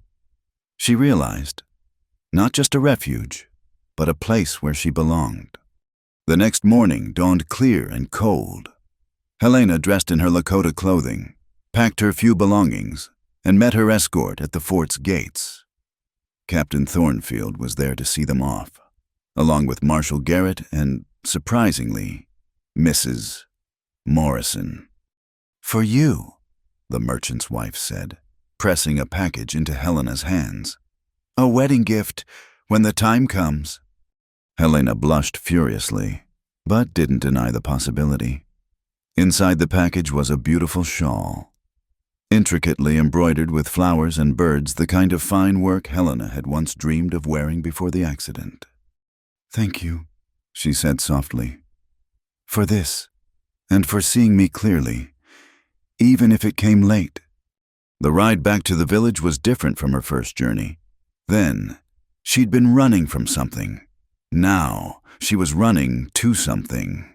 The warriors sang traveling songs. Ayanna chattered about preparations for the winter feast, and Helena felt anticipation building with each mile.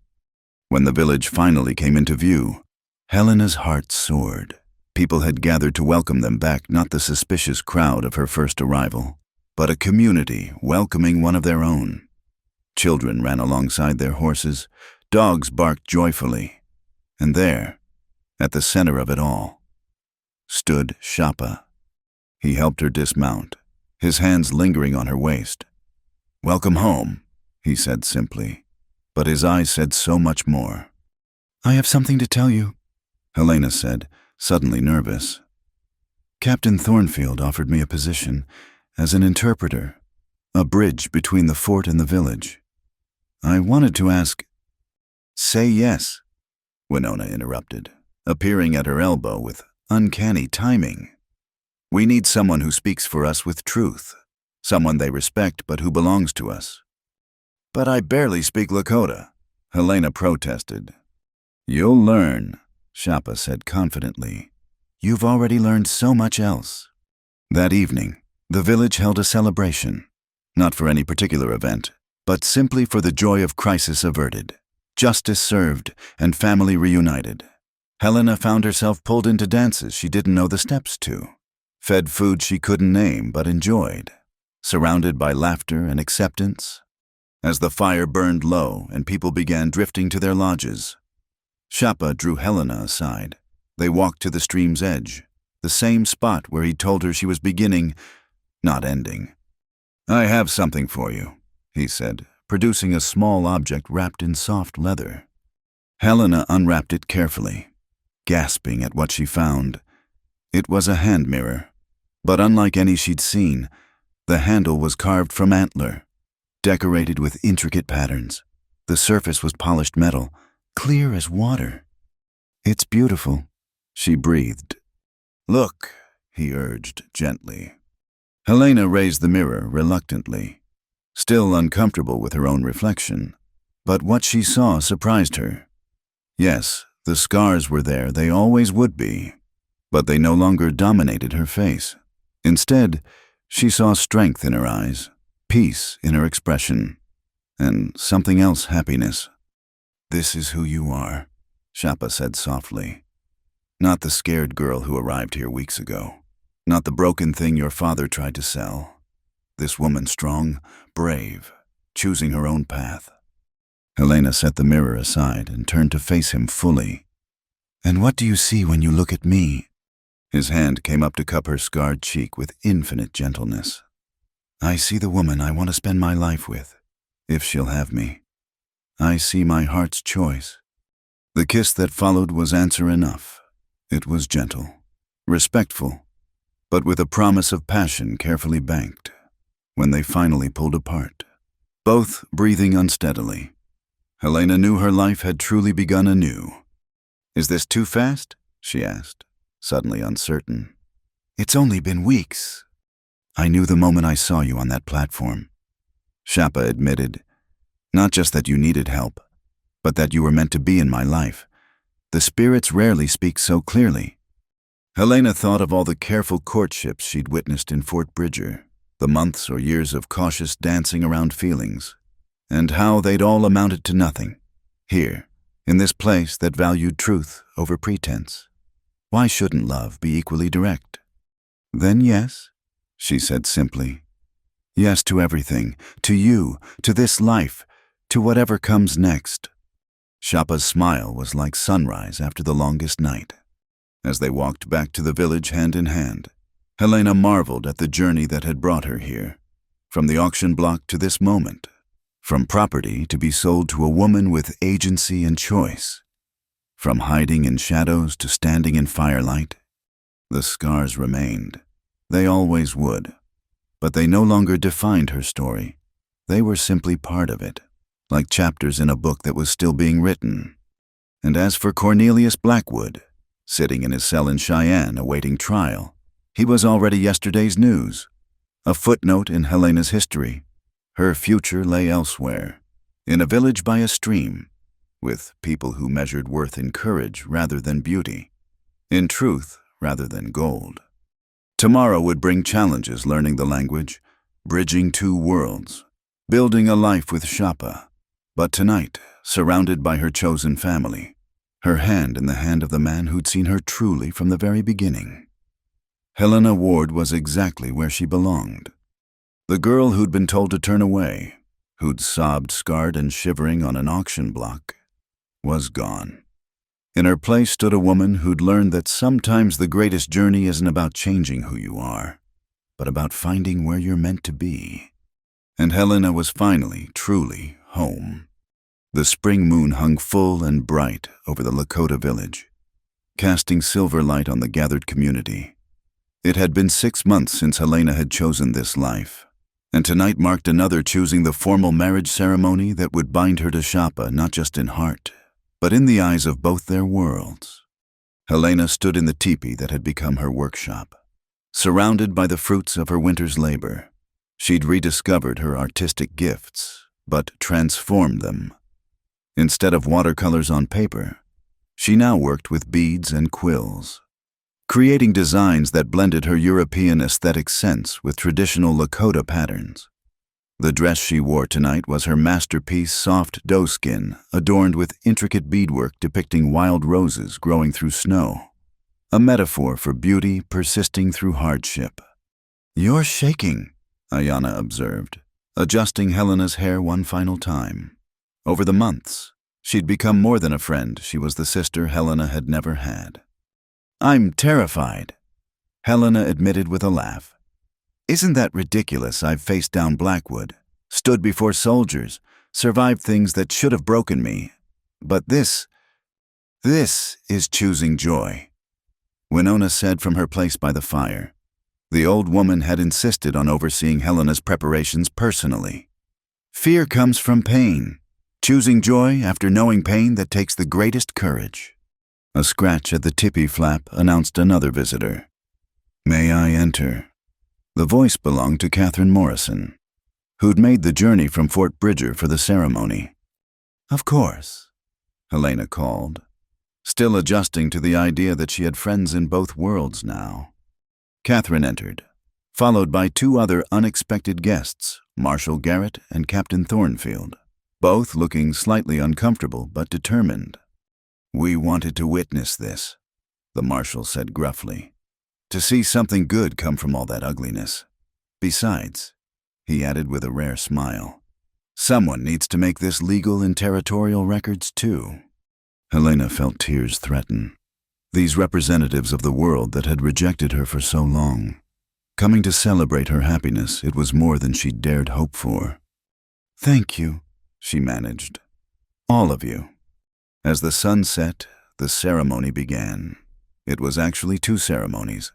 Helena had learned one following Lakota tradition, one following territorial law. Building bridges meant honoring both sides. The Lakota ceremony came first.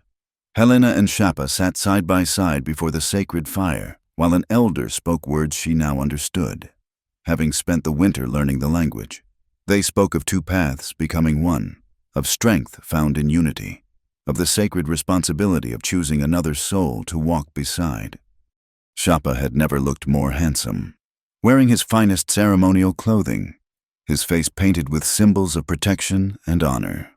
When he looked at Helena, she saw in his eyes the same wonder she'd seen that first day, as if he couldn't quite believe she was real. They exchanged gifts in the traditional way. Helena gave him a war shirt she'd spent 3 months creating, every bead placed with love and intention. He gave her a necklace of bear claws and elk teeth, symbols of his prowess as a hunter and protector, but also strung with small silver bells that chimed sweetly when she moved. "So you can never sneak up on me," he teased quietly, making her laugh and easing her nerves. The territorial ceremony was simpler but no less meaningful. Marshal Garrett, authorized to perform civil ceremonies, read the legal words while Catherine Morrison and Captain Thornfield stood as witnesses. Helena signed her name in the register with a steady hand, not as Helena Ward, the scarred girl nobody wanted, but as Helena Crow Feather, the name the village had given her after she'd proven herself among them. As the ceremonies concluded and the feast began, Helena found herself overwhelmed by the celebration. The entire village had contributed food, gifts, songs, dances. Even warriors from neighboring bands had come to honor Shapa's choice and welcome Helena formally into the greater Lakota nation. "Are you happy?" Shapa asked during a quiet moment, pulling her aside from the revelry. "So happy it frightens me," Helena admitted. "I keep waiting for something to go wrong, for someone to tell me I don't deserve this." "Then let me tell you what you do deserve," he said, cupping her face gently. "You deserve every moment of joy, every laugh, every dawn you wake up choosing to live fully. You deserve to be loved not despite your scars, but because of all they represent: your strength, your survival, your refusal to let cruelty define you." "When you say it, I almost believe it," she whispered. "Then I'll keep saying it until you do." The celebration continued late into the night.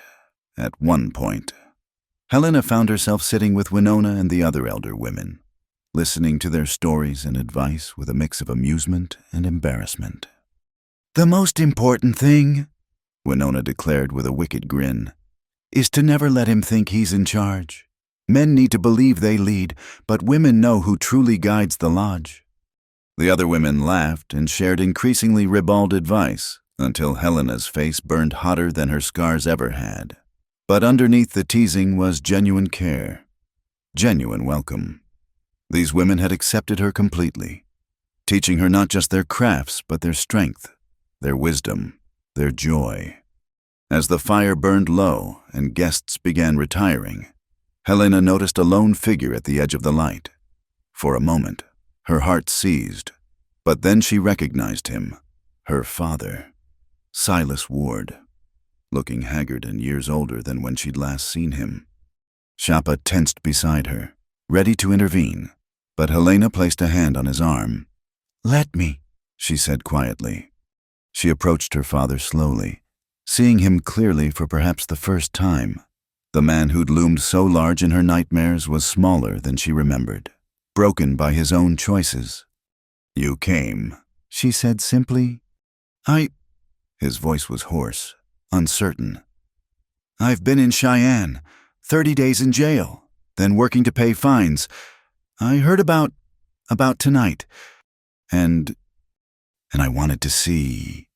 He struggled for words, then seemed to actually look at her for the first time in years. "You're different. Not just the clothes, or you stand different, stronger." "I am stronger."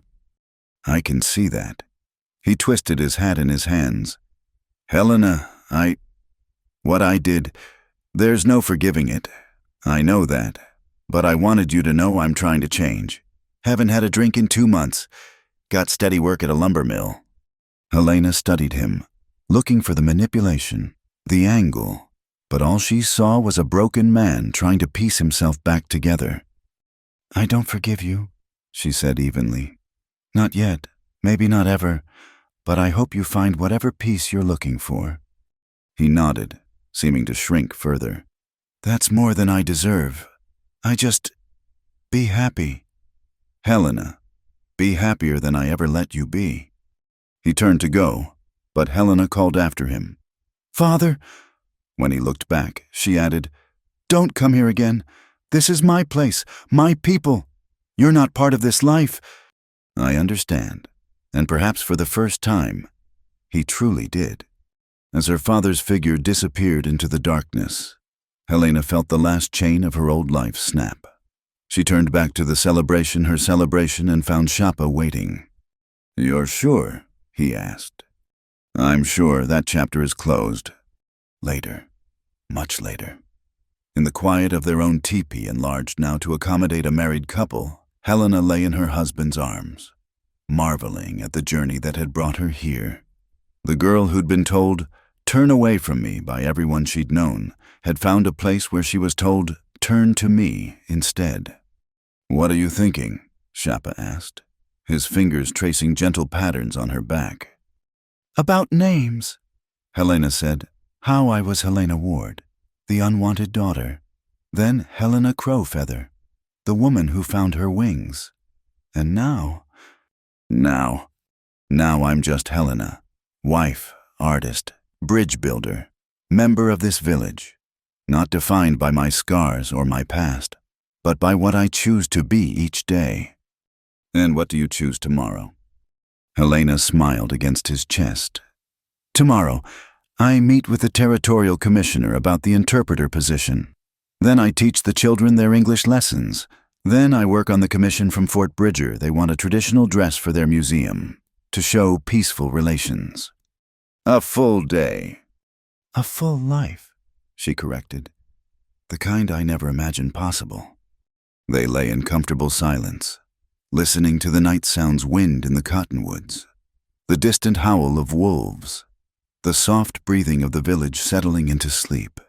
Helena thought of the letter she'd received last week, forwarded through Captain Thornfield. Cornelius Blackwood had been sentenced to 10 years hard labor. His empire crumbled. His influence vanished. The man who'd thought to own her was now owned by the territory's justice system. But even that victory felt distant, unimportant compared to the life she was building. Let him rot in his cell, consumed by hate. She had better things to do with her time, like living, loving, creating beauty where once there had been only ashes. "Shapa," she said softly.